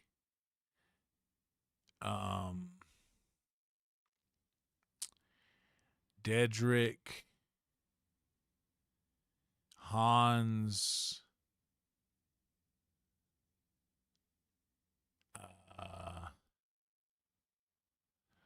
Kurt Metzger, Nick Murphy,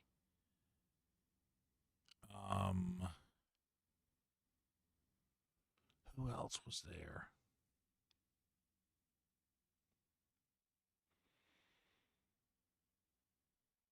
Or Mash.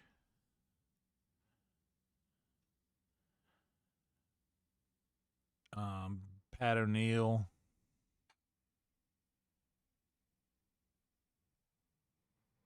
And there's a guy who I know well. I actually I talk to him in passing on the street whenever he walks by. Like I know him kind of well, but I don't know his name.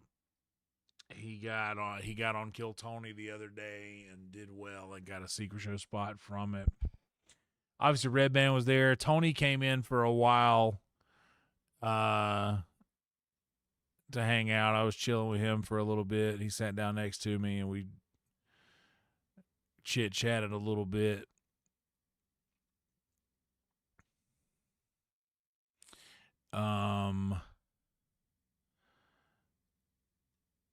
Said me and Kurt Metzger were talking about my boy Jamie Deluxe. Excited about that. Jamie getting on there. Pat O'Neill is awesome. Aaron Belial. Forgot about Aaron Belial. Aaron Belial was there. I love Aaron Belial, but he never speaks to me. Did I say Hans? I think Hans said Hans. What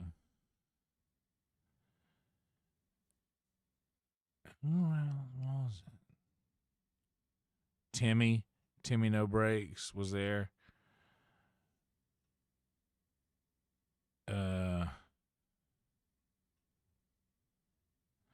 Ronaldo, I think Ronaldo closed out the show. Ronaldo Mercado.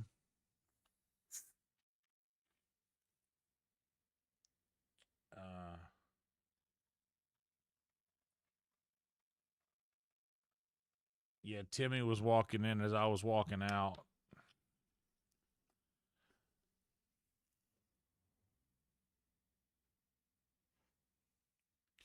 Oh, it was she wasn't on the show. Emily Wade. You guys have probably seen her on Kill Tony. Emily Wade was there hanging out with us.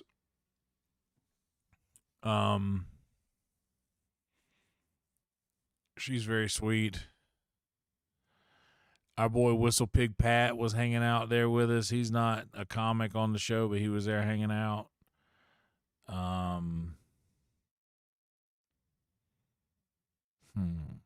There's a few other people too.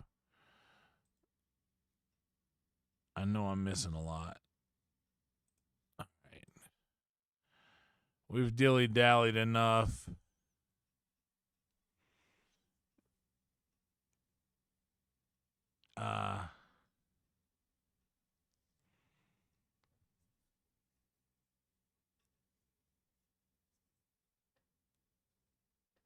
You know what? I've been hooked on on Lord of the Rings and Hobbit. Makai's playing Shadow of Mordor. It's easy.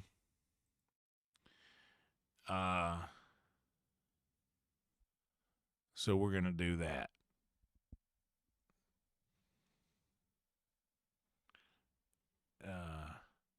A baller time indeed was had by all. And believe it or not, guys, folks, that amount of rambling has gotten us to 59 minutes and 57 seconds of average view duration. We are seconds away from that ticking over to an hour, and at that point, the outro song comes on, and we part ways for the rest of the weekend.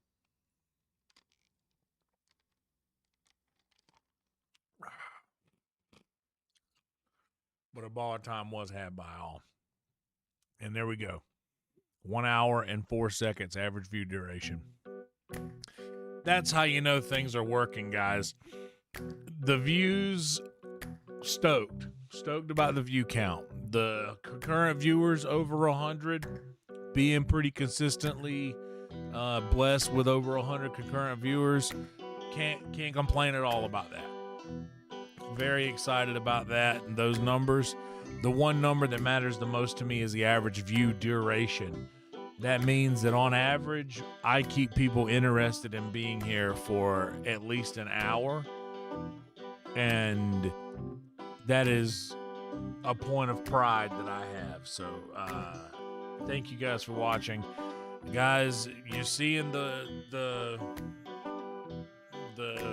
things are starting to empty out over here. Eventually, you'll see the walls go bare. And next time you see this room, it will look a lot different than it does right now. But thank you guys so much for sharing these streams with me in this sacred place in my mind for all these years. You truly mean a lot to me for doing that. And I am forever indebted. A Yonder Wizard at your service. Roll Tide, guys. Night, night. Be good people. Thank y'all for hanging out.